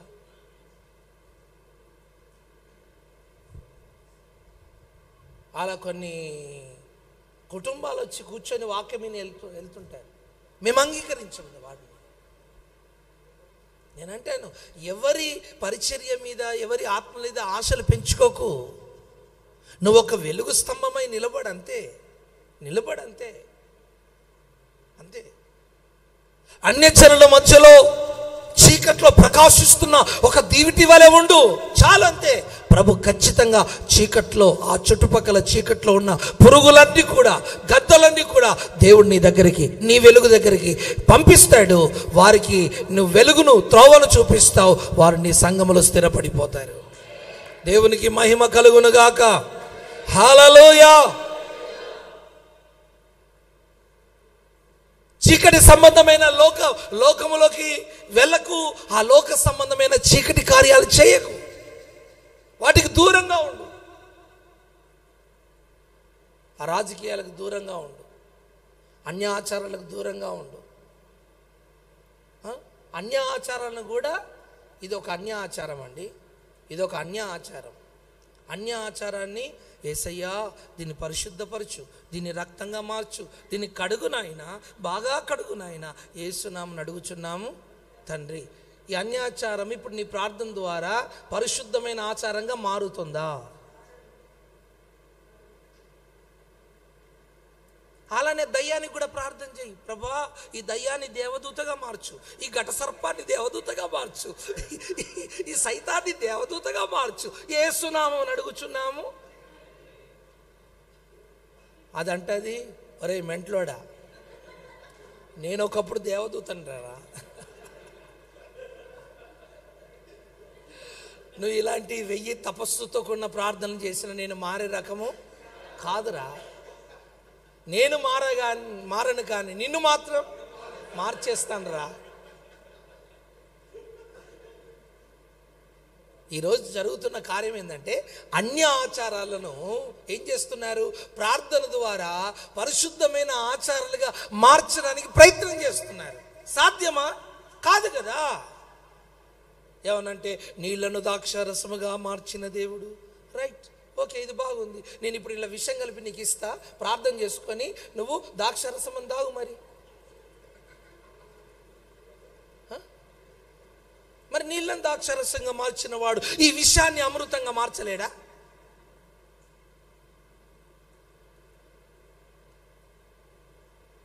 ఆలోచించు. ఒక శాపగ్రస్తమైన ఆచార సాంప్రదాయాన్ని నీ ప్రార్థన ద్వారా నువ్వు దాన్ని పరిశుద్ధపరచలేవు. అందుకే వాటికి దూరంగా ఉండు. చీకటి సంబంధమైన కార్యాలు, ఆచారాలు, సాంప్రదాయాలు, మాటలు, తలంపులు, ఆలోచనలు ఏవైతున్నాయో ఆ చీకటికి సంబంధించిన వాటన్నిటికీ నువ్వు దూరంగా ఉండు. ఎప్పుడు కూడా దేవుని సన్నిధిలో ప్రకాశిస్తున్న, మండుతున్న ఒక వెలుగు స్తంభం వలె వెలగడానికి నువ్వు ప్రయాసపడితే నీ వెలుగు దగ్గరికి ప్రజలు జాతర వలె కాళ్ళీలు కదిలి వస్తాయి. ఇంత దూరం అంత దూరం అని ప్రజలు చూడరు. ప్రజలు చూడరు. ఎంత దూరమైనా, ఎంత కష్టమైనా, ఎన్ని వేల రూపాయలు ఖర్చు పెట్టుకున్నా వస్తాయి. మేము హైదరాబాద్లో ఆరాధన చేస్తాం. ఈవినింగ్ సిద్దిపేట నుంచి వస్తారు, రామాయణపేట నుంచి వస్తారు ఆరాధనకండి.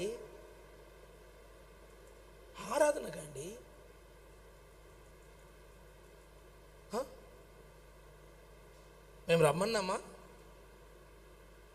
లేదే. అంత దూరం. ఎక్కడ సిద్దిపేట, ఎక్కడ హైదరాబాద్ అండి? Praise the lord. ప్రారంభించినప్పుడు శూన్యంలో ప్రారంభించాం.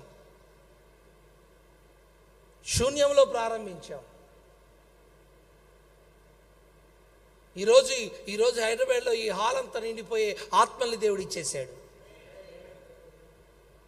Praise the lord. ఎవరిని పిలవలసిన అవసరం ఏమీ లేదు. నువ్వు వెలుగు స్తంభముగా నిలబడితే, నువ్వు వెలుగు కలిగిన సేవకుడిగా ఉంటే, నువ్వు వెలుగులో ప్రకాశిస్తుంటే, నీ వెలుగు దగ్గరికి చీకట్లో ఉన్న ప్రజలను, నామకార్థులను, అన్యులను, రోగులను ప్రభు నడిపిస్తాడు. నీ పరిచర్య అంచెలంచెలుగా విస్తరిస్తుంది. కృప కలుగునుగాక, కృప కలుగునుగాక, కృప కలుగునుగాక, కృప కలుగునుగాక. కొందరు సేవకులు వెలుగులోనే సేవను ప్రారంభిస్తారు, చీకట్లో ముగిస్తారు. నువ్వు అలా ఉండకూడదు. నీ సేవ ప్రారంభం వెలుగే ఉంటుంది, కానీ ముగింపేమో చీకట్లో ముగిస్తా.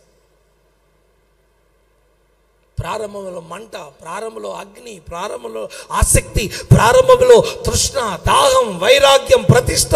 ఆహా, ప్రారంభం ఎంత అద్భుతంగా ఉంటుంది. రాను రాను రాను రాను రాను రాను రాను రాను కాస్త సంఘం పెరిగిపోయిన తర్వాత, కాస్త డబ్బులు కనిపించిన తర్వాత, మంచి చర్చి కట్టుకున్న తర్వాత, ఏసీలు వచ్చిపోయిన తర్వాత, మంచి ఫెయితం కట్టుకున్న తర్వాత, మంచి కారు కొనుక్కున్న తర్వాత, ఆ మంట ఆ వైరాగ్యం నీలో ఉంటుందా?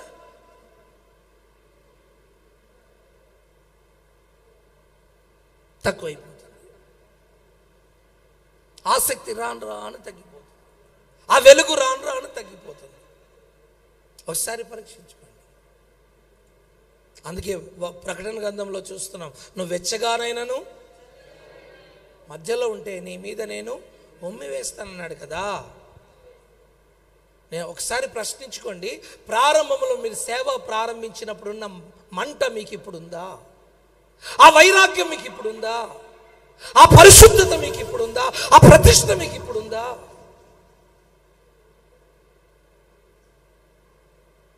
నా 21వ సంవత్సరంలో నేను సేవ మొదలు పెట్టాను. నాకు వివాహం కూడా కాలేదు. అప్పుడు నాకు ఏ ఆసక్తి ఉందో, అప్పుడు ఏ మంట ఉందో, అప్పుడు ఏ దాహం ఉందో, అప్పుడు ఎలా ప్రయాసపడ్డానో అప్పటి నుంచి ఇప్పటికీ ఆ మంట, ఆ దాహం, ఆ ఆసక్తి, ఆ తృష్ణ ఇంకా అధికమైంది నాకు. నేను ఇలా బయటకు వచ్చి సేవకుల కూటాలు పెట్టుకునేంత టైం నాకు లేదు. నాకు చాలా నష్టం. నేను బయటికి రావడం నాకు చాలా నష్టం. నాకు చాలా నష్టం. చేతి నిండార సేవ పొర్లిపోతుంది నాకు. నిర్మల్లో పొర్లిపోతుంది నాకు. ఒక ఎడారిలో ఒక ఏదేను లాంటి పరిచర్య దేవుడు జరిగిస్తున్నాడు. నాకు ఇలా బయటకు వచ్చి మీటింగ్లు పెట్టి మీకు వాక్యాలు చెప్పేంత టైం నాకు లేదు. ఆ ఆసక్తి, ఆ తృష్ణ, ఆకలి, ఆ దాహం ఇప్పటికీ నాకు మండుతుంది. కష్టమైన నష్టమైన ప్రయాణాలు చేసి దేవుడు వెళ్ళుమన్న చోటికి వెళ్ళి దేవుని మాటలు చెప్పి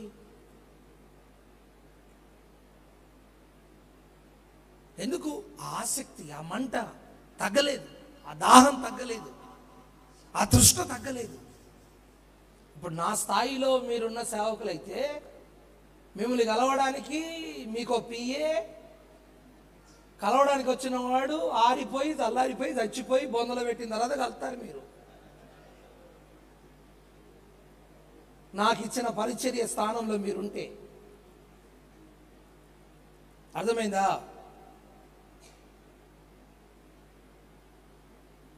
ఉన్న ఇంతంత సేవకే ఇంత పొడుగు పోజు పెడతాం మనం.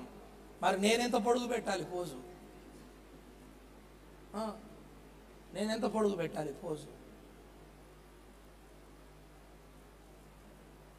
Praise the lord. గట్టిగా చెప్దామా? హల్లెలూయా, హల్లెలూయా. కనుక దేవుడు మనని అద్భుతంగా ఈ 2024 సంవత్సరం ఏప్రిల్ నెలలో ఒక రూపాంతరపు అనుభవంలోకి నడిపించి మండుతున్న ఒక దివిటిగా మనల్ని మార్చి అద్భుతంగా దేవుడు మన ప్రాంతంలో, మన పరిచర్యలో, మన దర్శనములో దేవుడు మనల్ని నడిపించి ఊరేగించునుగాక. హల్లెలూయా. గొప్ప పనిని దేవుడు జరిగించునుగాక. నువ్వు వెలుగులో ప్రారంభించావు, వెలుగులోనే ముగించు.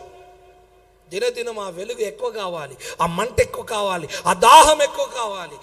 ఈ లోక సంబంధమైన వస్తువులు, చర్చీలు, కార్లు కొన్నంత మాత్రాన ఆసక్తి ఎందుకు చచ్చిపోతుంది నీ లోపట?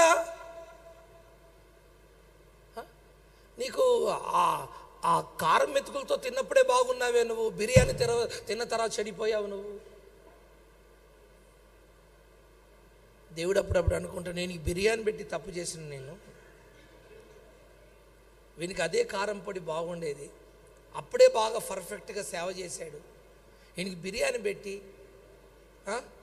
బండిచ్చి కారిచ్చి నేను తప్పు చేశా, అదే సైకిల్ మీద బాగుండేది అనుకుంటాడా అనుకోడా?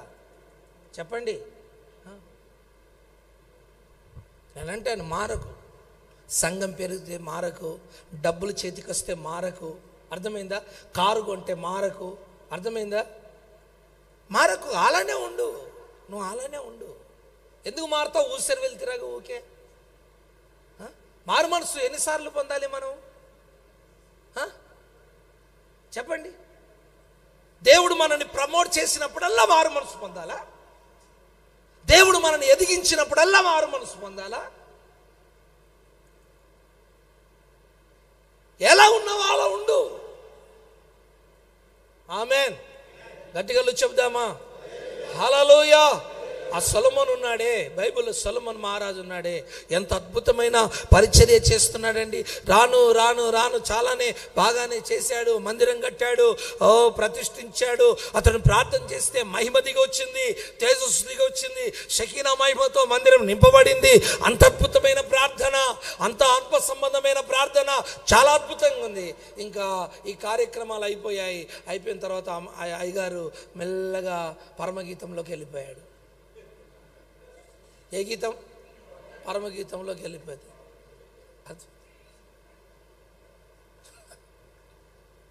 ఇక నా ప్రియురాల అనడం మొదలుపెట్టాడు. అరే యవన కాలంలో బాగున్నాడండి. ఎవరు? ఈ ముసల్తనంలో ఇప్పుడు పరమగీతం మొదలుపెట్టాడు. దీన్నే అంటారు సావుకాలం అని. అరే ఎవరి తరంలో, యవ్వన ప్రాయంలో ఎంత అద్భుతంగా ఉన్నాడు చూడండి. ఎంత అద్భుతంగా సేవ చేశాడు, ఎంత అద్భుతంగా మందిరం కట్టాడు, ఎంత అద్భుతంగా ప్రార్థన చేశాడు. మహిమ దిగి వచ్చేసింది.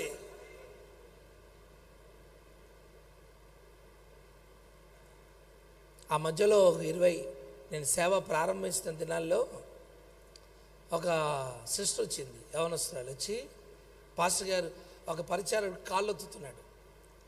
ఆడు నీళ్ళు తీసుకురావడానికి పక్కకి వెళ్ళింది. ఈ మధ్య అంటే నన్ను ఒత్తుమంటావా?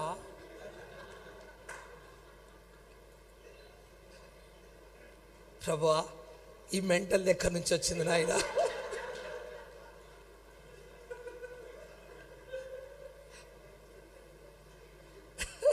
నన్ను కాళ్ళు నొక్కమంటావా? నేనన్నాను, ఈ ఆలోచన నీకెందుకు వచ్చిందంటే, వాళ్ళ ఊర్లో వాళ్ళ పాస్టర్ గారికి నొక్కుతారట.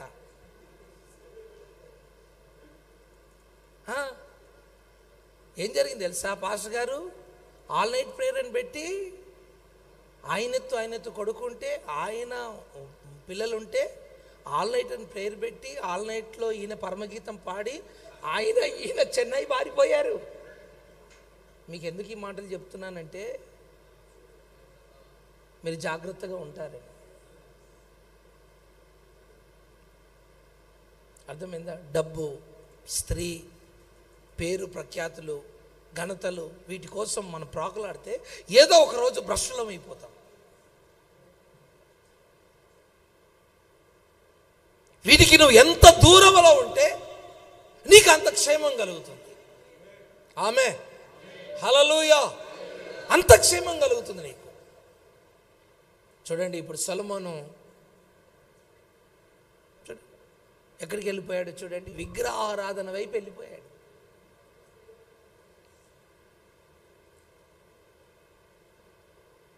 దేవునికి మహిమ కలుగునగాక. ఏ విషయంలో కూడా చీకటి కార్యములలో లేకుండా జాగ్రత్త పడుతూ వెలుగు సంబంధమైన సేవకులుగా వెలుగుతున్న ఆ కొండ మీద కట్టబడిన వెలుగుతున్న దీపస్తంభం వలె, పట్టణం వలె ప్రకాశిస్తూ అద్భుతమైన పని చేయడానికి దేవుడు మనకు సహాయము చేయునుగాక. హల్లెలూయా. చివరిగా గమనించండి, ఈ ప్రక్క ఊరిముంటే ఈ పక్క ఏముంది తెలుసా? తుమ్మీము అనగా పరిపూర్ణత. ఇవి రెండు ఖచ్చితంగా ధరించుకోవాలి. ఒకటి ఊరిము, రెండవది తుమ్మీము అనగా పరిపూర్ణత. మన ప్రభు అయిన యేసుక్రీస్తుల వారు అన్ని విషయాలలో ఆయన పరిపూర్ణుడు. శ్రమలలో పరిపూర్ణుడు, పరిశుద్ధతలో పరిపూర్ణుడు, ప్రేమలో పరిపూర్ణుడు. అవునా? చెప్పండి, అవునా? అలానే తగ్గింపులో పరిపూర్ణుడు. అలానే సేవకులమైన మనము కూడా ఎన్ని శ్రమలు వచ్చినా, శోధనలు వచ్చినా, ఇరుకులు వచ్చినా, పోరాటాలు వచ్చినా ఎక్కడ కూడా రాజీ పడకుండా పరిశుద్ధతను కాపాడుకుంటూ ఆ పరిశుద్ధతలో పరిపూర్ణులుగా, ప్రేమలో పరిపూర్ణులుగా, తగ్గింపులో పరిపూర్ణులుగా, శ్రమలలో పరిపూర్ణులుగా, విధేయతలో పరిపూర్ణులుగా ఉండడానికి దేవుడు మనకు సహాయము చేయునుగాక. హల్లెలూయా. ఒక పరిపూర్ణమైన సేవకుడిగా నువ్వు మారాలి.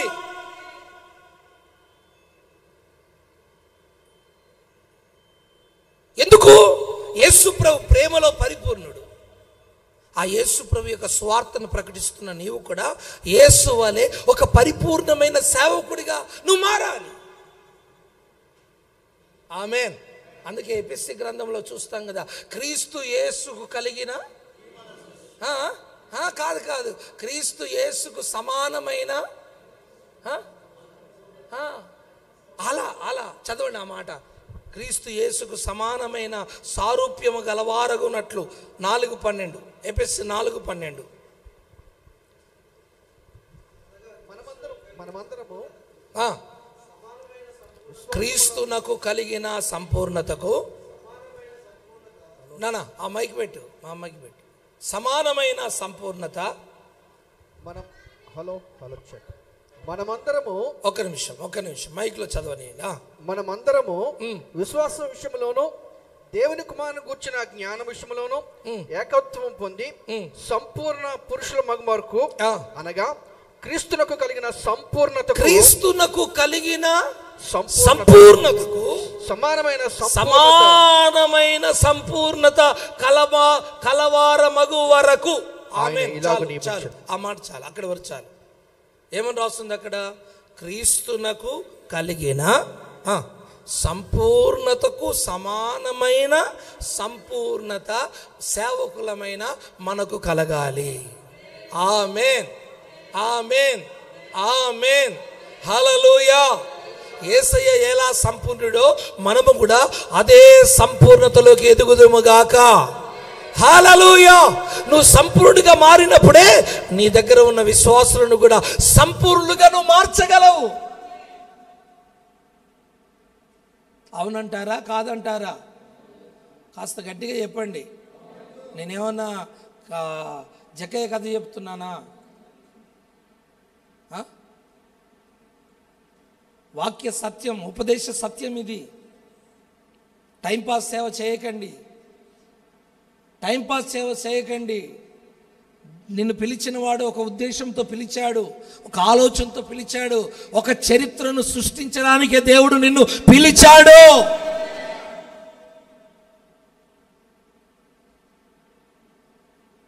ఒక గొప్ప ప్రణాళిక కలిగి ఉన్నాడు, ఆలోచన కలిగి ఉన్నాడు. నువ్వు టైం వేస్ట్ చేయకు. దేవుడు నీ ద్వారా ఏ పని చేయాలనుకుంటున్నాడో ఆ పని పరిపూర్ణంగా జరుగునుగాక. ప్రైజ్ ది లార్డ్, హల్లెలూయా. నేను అంటాను, ఈరోజు జరగవలసిన పని ఈరోజే జరగాలి. నీ వంతుగా ఈరోజు జరగవలసిన పని, ఈ సంవత్సరం జరగవలసిన పని, ఈ నెల జరగవలసిన పని ఈ నెలలో, ఈ సంవత్సరంలో జరిగిపోవాలి. అది పెండింగ్లో పడద్దు.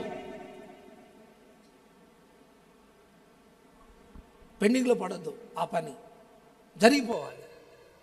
టైం టు టైం నీ ద్వారా జరగవలసిన పని జరగాలి. ఒక మాట నీ ఇంట్లో కుమారుడు కూతురు ఉన్నారనుకోండి, వాళ్ళ చదువులు టైం టు టైం ముగించబడాలి. వారి వివాహాలు టైం టు టైం జరగాలి. వారి ఉద్యోగాలు కూడా టైం టు టైం రావాలి. వారు టైం టు టైం సెటిల్ కావాలి. బాగుంటుంది. టైం టు టైం జరగలేదనుకోండి, చెప్పండి ఏమవుతుంది? సమయం నష్టం, వయసు నష్టం. అవునా? చెప్పండి. హల్లెలూయా. అలానే నీ సేవలో టైం టు టైం జరగవలసిన దేవుని కార్యాలు టైం టు టైం జరుగుతాయి.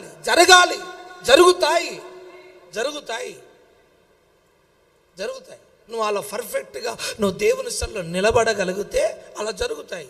ఇప్పుడు యవన కాలంలో జరగవలసిన సేవ వృద్ధాప్యంలో ఎలా జరుగుతుంది చెప్పు ఐజక్, చెప్పు. ఇప్పుడు యవన కాలంలో జరగవలసిన పని 50 సంవత్సరాల్లో చేయగలుగుతావా? 50 సంవత్సరాలు ఉద్యోగం వచ్చిందనుకోండి, షుగర్ వచ్చేస్తుంది. ఉద్యోగం ఊక్కుంటా కింద పడిపోతుంది. మళ్ళీ నిన్ను లేపడానికి ఇంకోటి రావాలి. అవునా? ఇప్పుడు షుగర్ లేదు, బీపీ లేదు, ఏమీ లేదు.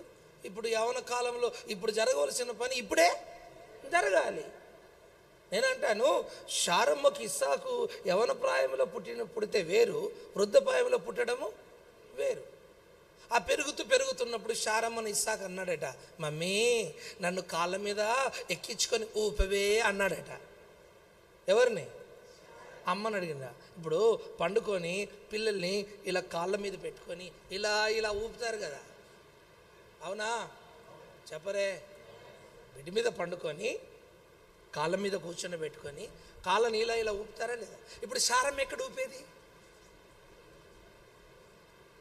ఊపగలుగుతుందా? చెప్పరే. అదే యవ్వన కాలంలో ఇస్సాకు పుడితే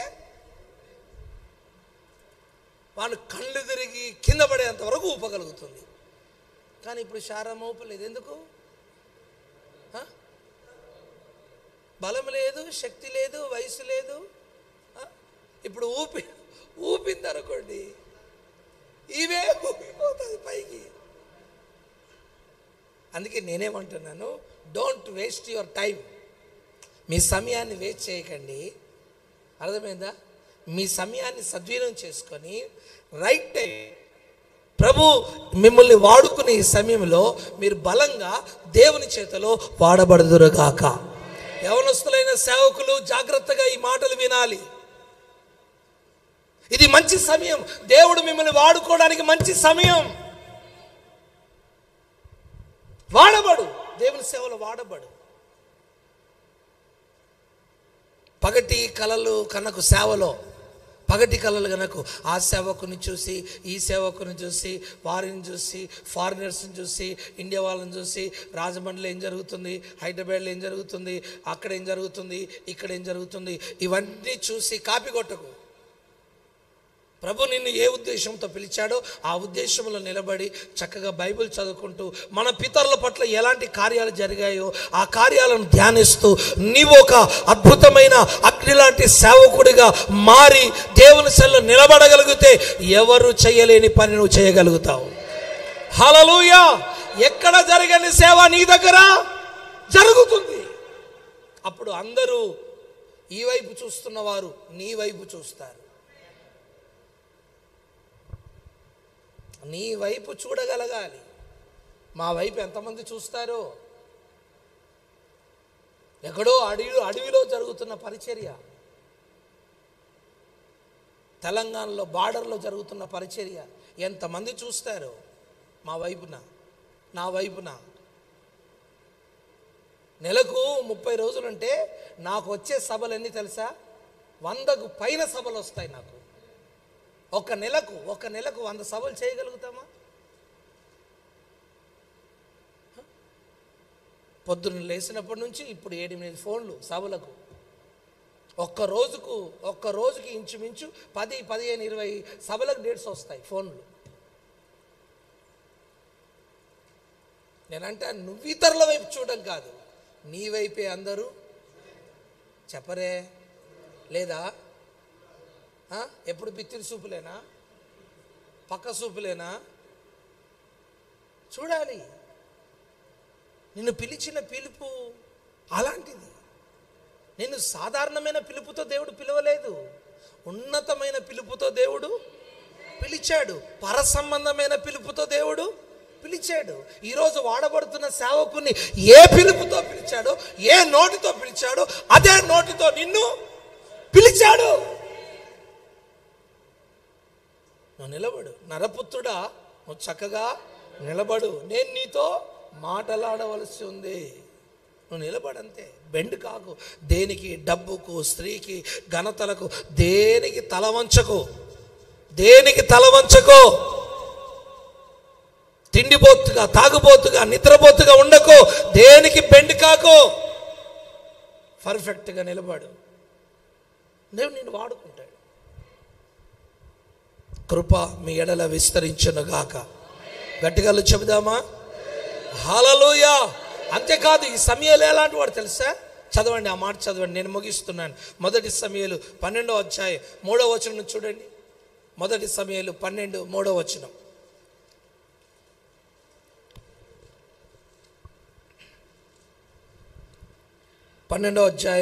ఇదిగో నేనున్నాను, నేనెవని ఎద్దునైనను తీసుకుంటున్నా, ఎవని గార్ధమునైనను పట్టుకుంటున్నా, ఎవనికైనా అన్యాయము చేసినా, ఎవరినైనా బాధ పెట్టినా, న్యాయము నాకు అగపడకుండా ఎవని యొద్దనైనా లంచము పుచ్చుకుంటున్నా, అలాగూ చేసిన ఎడల యెహోవా సన్నిధిని ఆయన అభిషేకము చేయించిన వాని ఎదుటను వాడు నా మీద సాక్ష్యము పలకవలెను. అంటే ఆ మాట యొక్క ఉద్దేశం ఏంటిది? నేను ఎవరి దగ్గర ఏమి మాట్లాడదే, నేను ఎవరి దగ్గర ఏమీ ఆశించలేదు, అడగలేదు. అంటే సేవకుడు ఏమై ఉండాలి? విశ్వాసుల దగ్గర నుంచి ఏది కూడా ఆశించని సేవకుడై ఉండాలి. చాలామంది కొంతమంది సేవకులు విజిటింగ్ అని వెళ్తారు. విజిటింగ్ అని వెళ్ళి, అన్న ఈ సోఫా చాలా బాగుందన్న అంటే దాని అర్థం ఏంటిది?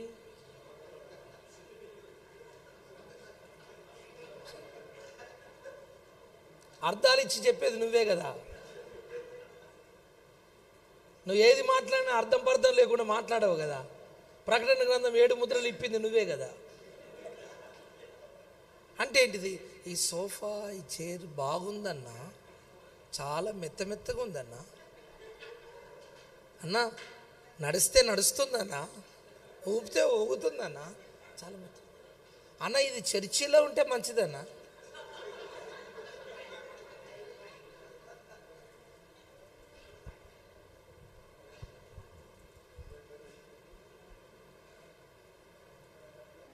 చూసారా పాస్టర్ గారు, ఇప్పుడే భోజనం చేశారు కదా, అలా కాస్త పడక మీద పండుకోండి అన్నా. ఈ బెడ్ ఎప్పుడు కొన్నారన్నా? ఈ చైర్ ఎప్పుడు కొన్నారన్నా? ఈ బండి ఎప్పుడు కొన్నారన్నా? ఈ కారు ఎక్కడ కొన్నారన్నా? ఇంకా ప్రసంగం వేడికి వస్తుందంటే, దేవుని ఇంట్లో లేనిది మీ ఇంట్లో ఉండొద్దు. దేవుని ఇంట్లో లేనిది మీ ఇంట్లో ఉండొద్దు. అది శాపం, శాపం. అయ్యో పాస్టర్ గారు శాపమా? అయితే ఈ కారు మీరే వాడుకోండి, ఈ బండి మీరే వాడుకోండి, ఈ సోఫా మీరే. ఎందుకు? నువ్వేమన్నావు?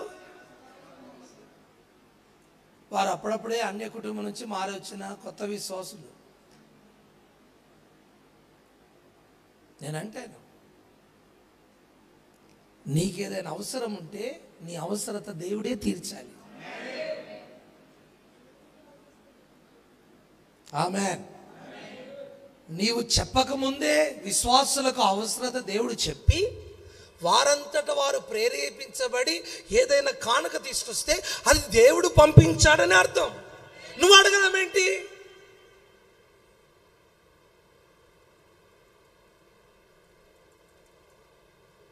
నాకైతే సిగ్గు అనిపిస్తుందండి. పెద్ద పిచ్చగాడు చౌరస్తాలో కూర్చొని అడుక్కుంటాడు కదా, నేను కూర్చొని అడుక్కున్నట్టు అనిపిస్తుంది నాకు.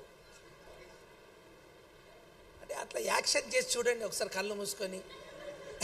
సికింద్రాబాద్ బస్ స్టాండ్లో, అక్క సలాం అక్క, మీ ఇంట్లో చైర్ బాగుంది అక్క, మీ ఇంట్లో కంటే మా ఇంట్లోనే ఉంటే బాగుంటుంది అక్క. ఆ సికింద్రాబాద్ బస్ స్టాండ్లో కూర్చొని అడుక్కున్నట్లేదు. నేను అంటాను, విశ్వాసుల దగ్గర నుంచి ఏమి ఆశించని వాడు సమూయేలు ప్రవక్త. ఆమేన్. మనము కూడా అలాగే ఉందుము గాక. హల్లెలూయా, హల్లెలూయా. అబ్రహాం అంటాడు సొదొమరాజుతో, సొదొమరాజు అంటాడు అబ్రహాముతో, అబ్రహామా, ఈ నా మనుషులు నాకు ఇచ్చేసి, ఇదిగో నువ్వు దోచుకొని వచ్చిన ఆ డబ్బు, ఇదిగో నా డబ్బు, ఆ బంగారం అంతా నీవే తీసుకొని పో, నువ్వే తీసుకొని పో. ఆఫర్ పెట్టాడు సొదొమరాజు. అబ్రహాం అంటాడు, సొదొమరాజా, నీ చెప్పుల వారైనను, నూలు పోగైనను, బంగారు కమ్మి అయినను, ఇదిగో నాకు అవసరము లేదో, నన్ను నా దేవుడే ధనవంతుడుగా చేస్తాడు. హల్లెలూయా. ఈ సేవలో నీ ప్రతి అవసరత దేవుడే తీర్చునుగాక. విశ్వసించు, విశ్వాసంతో సేవ చేయి. నీతిమంతుడు విశ్వాస మూలముగా జీవించును. 318 మంది మనుషులు అబ్రహాం ఇంట్లో, భార్యలు, పిల్లలు. ప్రతిరోజు 1000 మందికి వంట జరుగుతుంది అబ్రహాం ఇంట్లో. 1000 మందికి వంట ప్రతిరోజు అబ్రహాం ఇంట్లో. మార్నింగ్ టిఫిన్, మధ్యాహ్నం, సాయంత్రం, రాత్రి భోజనాలు. అంత ఆహారాన్ని, అంత ధాన్యాన్ని, అంత పొలాలు దేవుడు అబ్రాహాంకి ఇచ్చాడే. అబ్రాహాంని ఎవరు ధనవంతులుగా చేశారు? దేవుడు చేయలేదా? నేనంటాను, నువ్వు నీతిమంతుడిగా విశ్వాసవీరుడిగా జీవిస్తే దేవుడు నీ పరిచర్ను కూడా ఘనపరుస్తాడు. ఆమేన్. హల్లెలూయా, హల్లెలూయా. విశ్వాసముతో దేవుని మీద ఆధారపడు. అటు ఇటు చూడకు. వారేమిస్తారా, వీరేమిస్తారా. ఐజాక్ పాస్టర్ గారు సేవకుల కూటమి పెట్టారు కదా, ఏంటి, ఏం స్పెషల్? బిర్యానీయా? ఏమైనా బ్యాగులు ఉన్నాయా? ఏమైనా అప్పు డౌన్ ఏమైనా ఉందా? అప్పు డౌన్ అంటే నాకు గుర్తొస్తుంది. డౌన్ లేదు, మా దగ్గర అప్పే ఉంటుంది.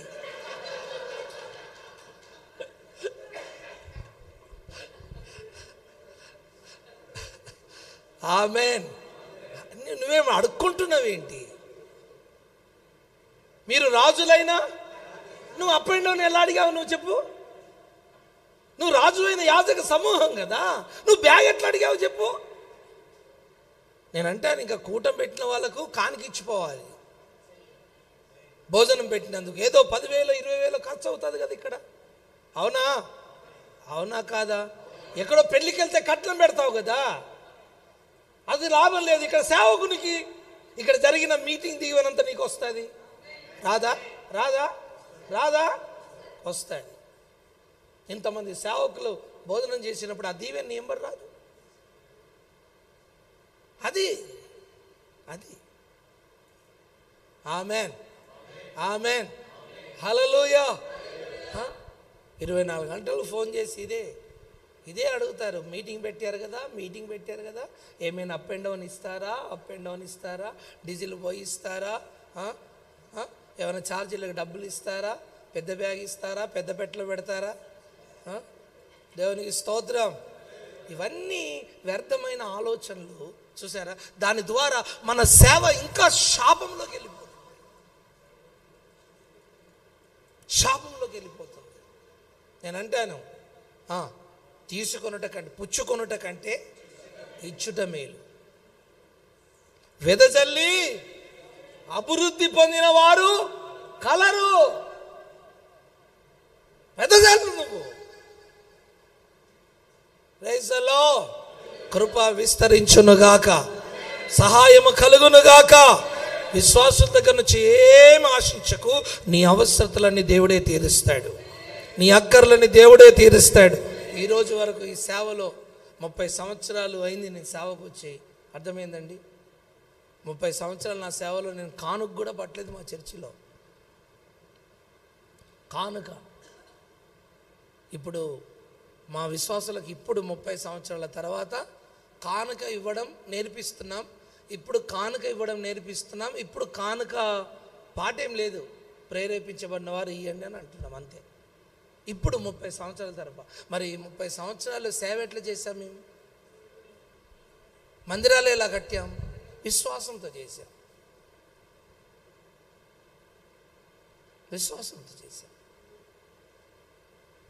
కృప కలుగునుగాక.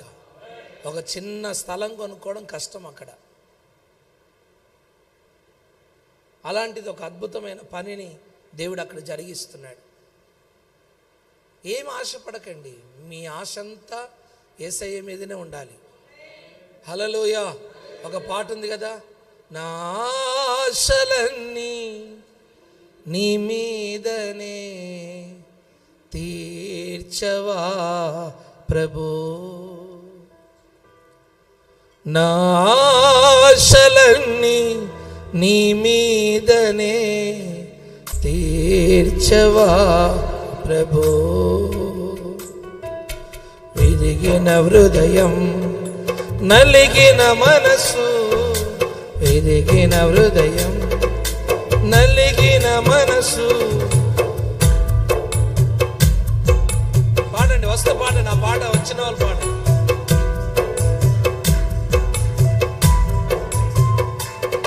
నా ఆశలన్నీ నీ మీదనే తీర్చవా ప్రభు. నా ఆశ, ఆ పాట తీసిస్తారా ఎవరి దగ్గర ఉంటే? తీర్చవా ప్రభు, కొడదాం, చప్పలు కొడదాం.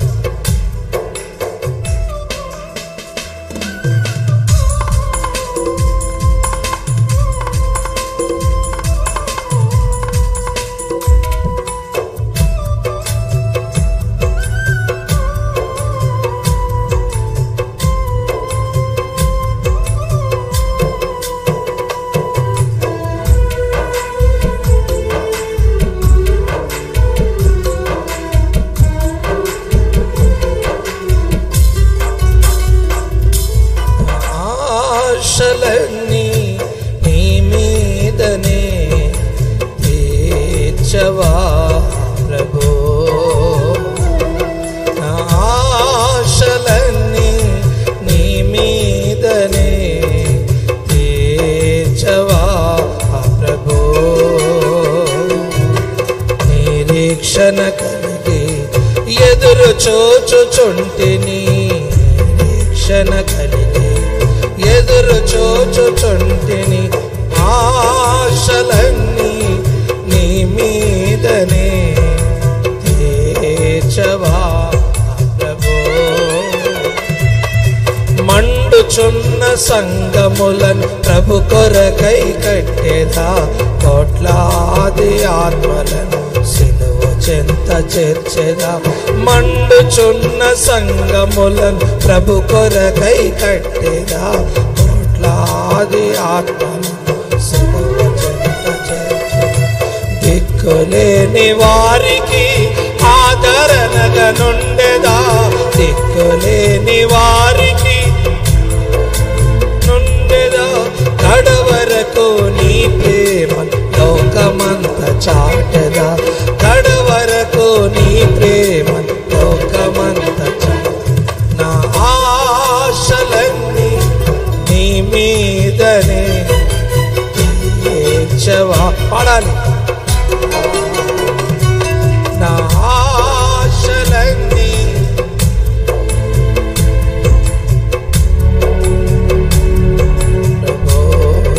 వెలుగునిచ్చు జ్యోతినై ఉండాలని, లోకానికి ఒప్పునై బ్రతకాలని. వెలుగునిచ్చు జ్యోతినై ఉండాలని, లోకానికి ఒప్పునై ఉండాలని. రోగులకే ఔషధం అవ్వాలని, రోగులకే ఔషధం లని.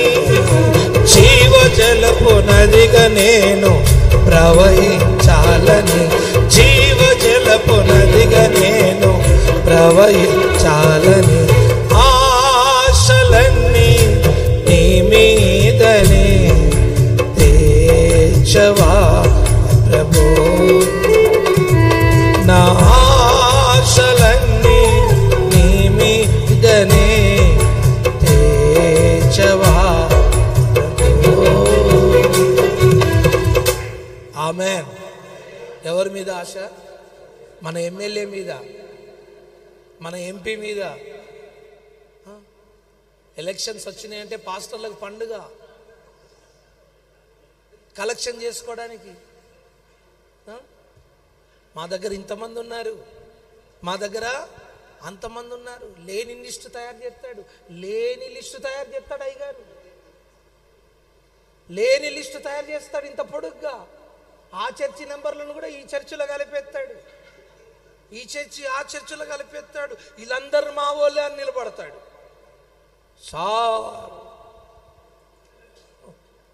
మా చర్చిలో ఇంతమంది ఉన్నారు సార్, అవసరమా?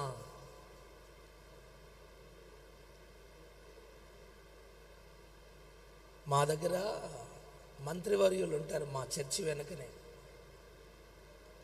అర్థమైందా? నేను ఏ టైంకి ఇస్తే ఆ టైంకి వచ్చి 4 మాటలు చెప్పిపోవాలంతే.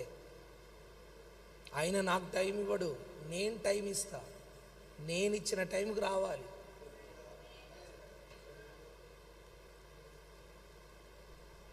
ఆయన అంటాడట, అందరు వచ్చి పాస్టర్ల చేతులు కట్టుకొని ఏదో 10,000 20,000 తీసుకుపోతారా? ఆ పాస్టర్ అస్సలు రాడేంట్రా?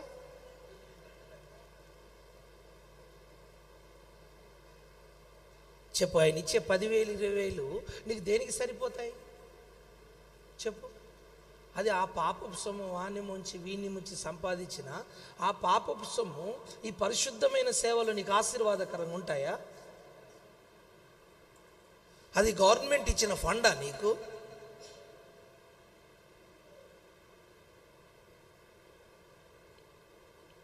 నీ ఆశ, నీ ధ్యాస నువ్వు దేవుని వైపు, దేవుని మీద ఉంచు. ఇతరులకు చెయ్యి చాపకుండా నీవే ఇతరులకు ఇచ్చినట్లుగా నువ్వు ఆయన వైపు చూసినప్పుడు నీవే ఇతరులకు సహాయం చేయనట్లుగా దేవుడు నిన్ను గణపరచడా, నిన్ను హెచ్చించడా? జాగ్రత్త, ఎలక్షన్స్ వస్తున్నాయి ఇప్పుడు. ముందు మళ్ళీ చేతులు అట్టుకొని అరే తెరకు శరంనే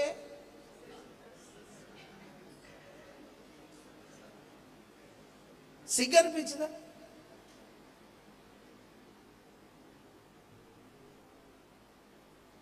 అందుకే వాక్యం చెప్తుంది, సిగ్గుపడవలసిన సంగతుల యందు వారు అతిశయపడుతున్నారు.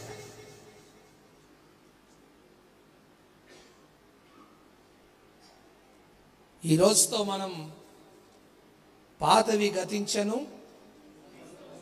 సమస్తము నూతనమాయెను. ఆమేన్, హల్లెలూయా, హల్లెలూయా. నీ సేవలో ఒక చరిత్రను సృష్టించాలనుకుంటున్నాడు దేవుడు. హల్లెలూయా.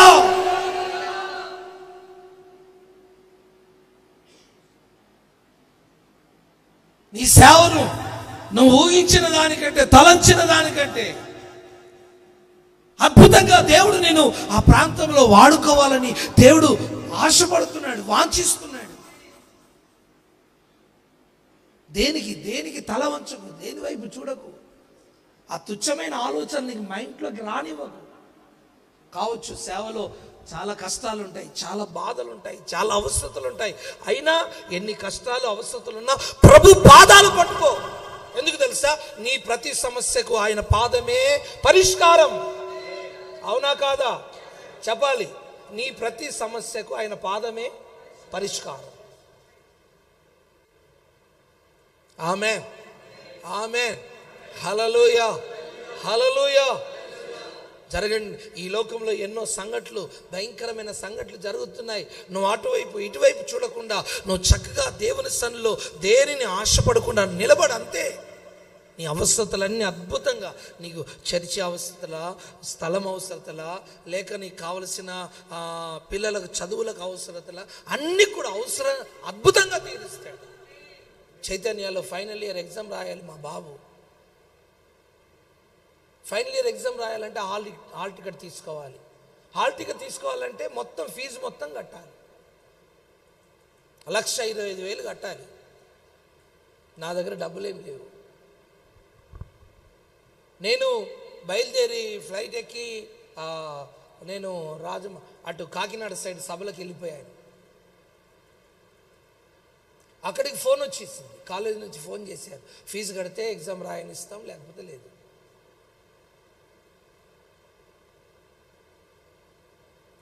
పిల్లలకు పరిస్థితులు అంతా తెలుసు. ఒక మాట చెప్పేశారు, పెట్టేశారు. ఓన్లీ ఒకరోజు మాత్రమే సమయం ఉంది. నేను ప్రార్థన చేశాను. తిరుగు ప్రయాణమై నేను హైదరాబాద్కి వచ్చి నిర్మల్కి వెళ్ళాలి. వస్తున్నాను, దారిలో ప్రయాణమే వస్తున్నాను, ప్రార్థన చేస్తున్నాను. అప్పటికి నా జేబులో కేవలం 35,000 మాత్రమే ఉన్నాయి. ప్రార్థన చేస్తున్నాను.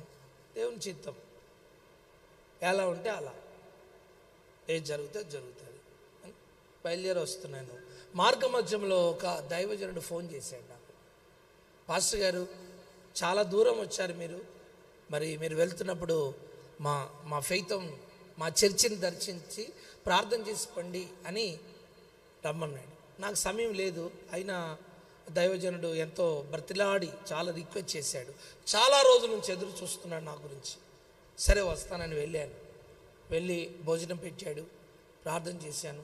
పాస్టర్ గారు, పాస్టర్ అమ్మ ఇద్దరు ప్రార్థన చేయించుకున్నారు. అర్థమైంది. వారు కవర్స్ పెట్టారు, నాకు కానుక పెట్టారు. కానుక నేను హైదరాబాద్కి వచ్చి దిగిన తర్వాత చూసుకుంటే గమనించండి, 1,00,000 రూపాయలు ఉన్నాయండి. అలానే కాలేజీకి వెళ్ళి నా దగ్గర 35,000 ఉన్నాయి కదా, కట్టవలసింది 25,000, 1,25,000 కట్టి వచ్చేసాను. అంతే అంతే.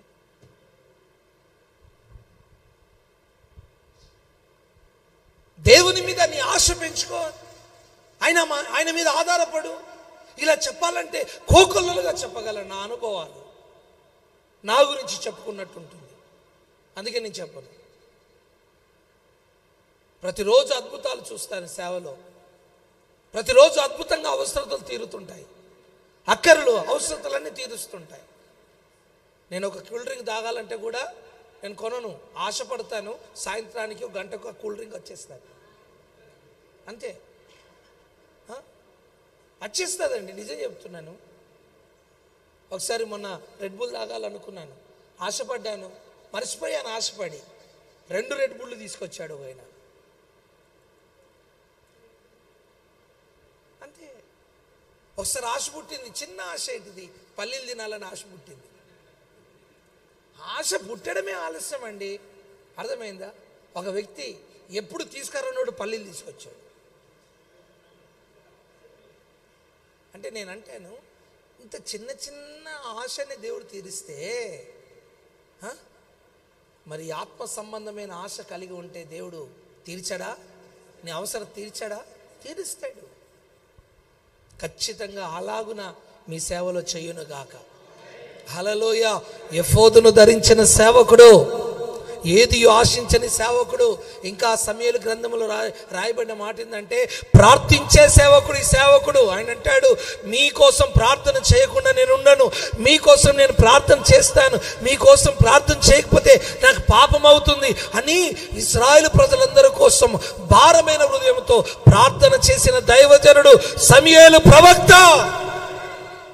హల్లెలూయా. అట్టి ప్రార్థనాత్మ దేవుడు మనకు దయచేయునుగాక, దయచేయునుగాక. ఎక్కువ ప్రార్థనలో ఉండాలి సేవకుడు. యేసు ప్రభు దినమంతా సేవ చేసి రాత్రంతా ఏం చేశాడు?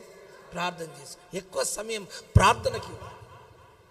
ఎప్పుడు 24 గంటలు ఫోన్ చూసుకుంటూ, వాట్సాప్ చూసుకుంటూ, యూట్యూబ్ చూసుకుంటూ, ఫేస్బుక్ చూసుకుంటూ, ఇన్స్టాగ్రామ్ చూసుకుంటూ 24 గంటలు దీంట్లో గడుపుతున్నావే, ఏం ప్రయోజనం నీకు?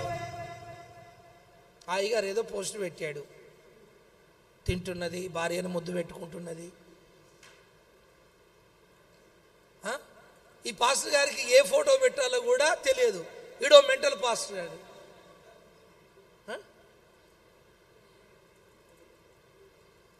ఏ ఫోటో పెట్టుకో కూడా తెలియకపోతే, ముక్కుకంతా మూతికి, ముక్కుకు, ముఖానికి అంతా క్రీమ్ అంతా రాసుకున్న ఫోటో పెట్టాలా? ఇంత ముక్క కేక్ తింటున్నది పెట్టాలా? ఏది బాగుంటుంది 2 ఫోటోలు? క్రీమ్ అంతా రాసుకుంటేవి, నీ ముఖమేమో కోతి ముఖం వల్ల కనబడాలి. ఆ పక్కన నిలబడి నీ భార్య తెలియకపోయా, భర్త తెలియకపోయా, ఎందుకు ఫేసే కనిపిస్తలేదు కదా. నువ్వు ఎవరికి నాకావు, ఎవరికి పూసావు? ఏమన్నా నీ ఫేస్బుక్ ఏమన్నా ప్రొఫెషనల్గా ఉంటుందా? అంత చిల్లర పోస్ట్, అంత అస్తవ్యస్తమైన పోస్టులు. ఏమైనా ప్రొఫెషనల్గా అఫీషియల్గా ఉంటుందా? ఎవరైనా చదువుకున్న వారు, జ్ఞానం కలిగిన వారు, ఆఫీసర్స్, నాయకులు చూస్తే, నీ యొక్క ఫేస్బుక్ చూస్తే అది ఏమైనా అఫీషియల్గా ఉంటుందా?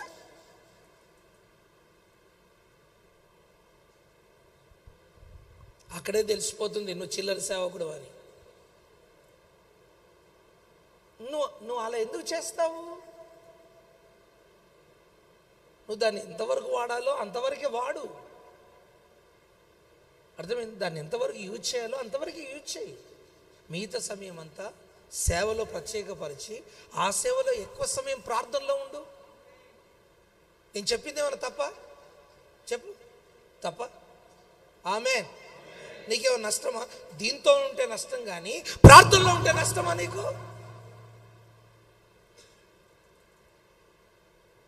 అలాగున దేవుడు మనల్ని గొప్ప ప్రార్థన యోధులుగా మార్చునుగాక. ప్రార్థన యోధులుగా మార్చునుగాక. నేనేదో చెప్తే నీకు అనుభవం కాదు, అర్థమైందా? ప్రార్థన చేయాలనే తపన, ఆలోచన, మంట, తృష్ణ, ఆ ప్రార్థించే దర్శనం దేవుడు నీకు అనుగ్రహించునుగాక. యాకోబుని ఎవరు ప్రోత్సహించలేదు. యాకోబు తమ్ముడు ఇట్లా నేను చెప్తూనే ఉంటే చూస్తూనే ఉన్నాడు అయ్యగారు. నేను పెద్ద యాకోబు నీ భార్య పిల్లలందరినీ పంపించేసాయి, రాత్రంతా ప్రార్థనలో ఉండని నీకు ఎవరైనా ప్రసంగం చేశారా? యాకోబుకి ఏమన్నా ఉజ్జీవ కూటం పెట్టారా? చెప్పండి, ఎవరైనా పెట్టారా? పెట్టలేదండి. ఏం చేయలేదు. యాకోబుకే ఆ నడిపింపు వచ్చేసింది. నేనంటాను, ఎవరో రేపితే నువ్వు రేపబడడం కాదు, నీవే రేపబడాలి. ఎవరు ఎంతకాలం రేపుతారు నిన్ను? మరి నన్ను రేపిన వారు లేరే, నన్నెవరు రేపలేదే, నన్నెవరు రేపలేదే. నన్ను ఎవరో రేపితే అది 4 రోజులే ఉంటుంది, నీవే రేపబడితే రాకడ పర్యంతం ఉంటుంది. యాకోబు రేపబడ్డాడు, మోకరించాడు. నేను రేపితే 1 గంటే ప్రార్థన చేస్తావు, నీవే రేపబడితే రాత్రంతా ప్రార్థన చేస్తావు. ఆమేన్. రేపబడు, దేవుని ఆత్మచేత రేపబడు. చూడు, రాత్రంతా ఒకే పోరాటం దేవునితో, ఒక అద్భుతమైన పోరాటం. ఆ పోరాటంలో గమనించండి, యేసయ్య దేవుడు విడిచిపోతానన్నా, దేవుడు కొట్టిన కొంటివాడైనా ఇదిగో చచ్చిపోవడానికన్నా సిద్ధపడ్డాడు, కానీ దేవుని పాదాలను విడిచిపెట్టలేదు, ప్రార్థన మానలేదు. ప్రార్థించి ఒక చరిత్రనే సృష్టించాడు యాకోబు. హల్లెలూయా. ప్రార్థించి గంటలు సమయం దొరికినప్పుడు అలా ప్రార్థించి బోర్డు పెట్టుకుంటాం. థ్యాంక్ యూ నాన్న. ఇంట్లో బోర్డు పెట్టుకుంటాం. విలియం కేరీ గారు 2 గంటలు, మార్టిన్ లూథర్ గారు 7 గంటలు, చెప్పు. ఆ సేవకుడు 8 గంటలు, ఈ సేవకుడు 2 గంటలు. పెద్ద బోర్డు తగిలించుకుంటావు, రోజు చూస్తావు, ప్రభా వీరిలో ఒకరి వలె నేను ప్రార్థన చెయ్యాలి నాయన, నన్ను సిద్ధపరచు ప్రభా. బోర్డు చూసినప్పుడల్లా చెయ్యాలని ఆసక్తి పుడుతుంది, కానీ చెయ్యడానికి మనసు రావడం లేదు. అది బోర్డు చూస్తూనే ఉన్నావు, రేపు చేస్తానని ఇప్పటికీ 15 సంవత్సరాలు అయిపోయింది, ఎంటికలు తెల్లగా అయిపోతున్నాయి, బోర్డు చూస్తూనే ఉన్నావు.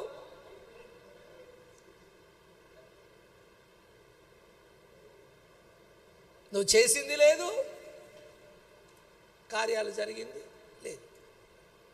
బోర్డు మాత్రం కొనుకొచ్చుకున్నావు తగిలించుకుని. ఆ సేవకుడు మాదిరిగా నేను చేయాలని నేనంటాను. ఒక ప్రార్థించే సేవకుడిగా నువ్వు గంటలు దేవుని సన్నిలో ఆ సెల్ ఫోన్తో ఆ 24 గంటలు వాడు చూడడం పక్కన పెట్టి నువ్వు ప్రార్థనలో ఉండగలిగితే నీ సేవా చరిత్రను దేవుడు మార్చేస్తాడు. ఆమేన్. అట్టి మంచి ప్రార్థన ఆత్మ దేవుడు దయచేయునుగాక.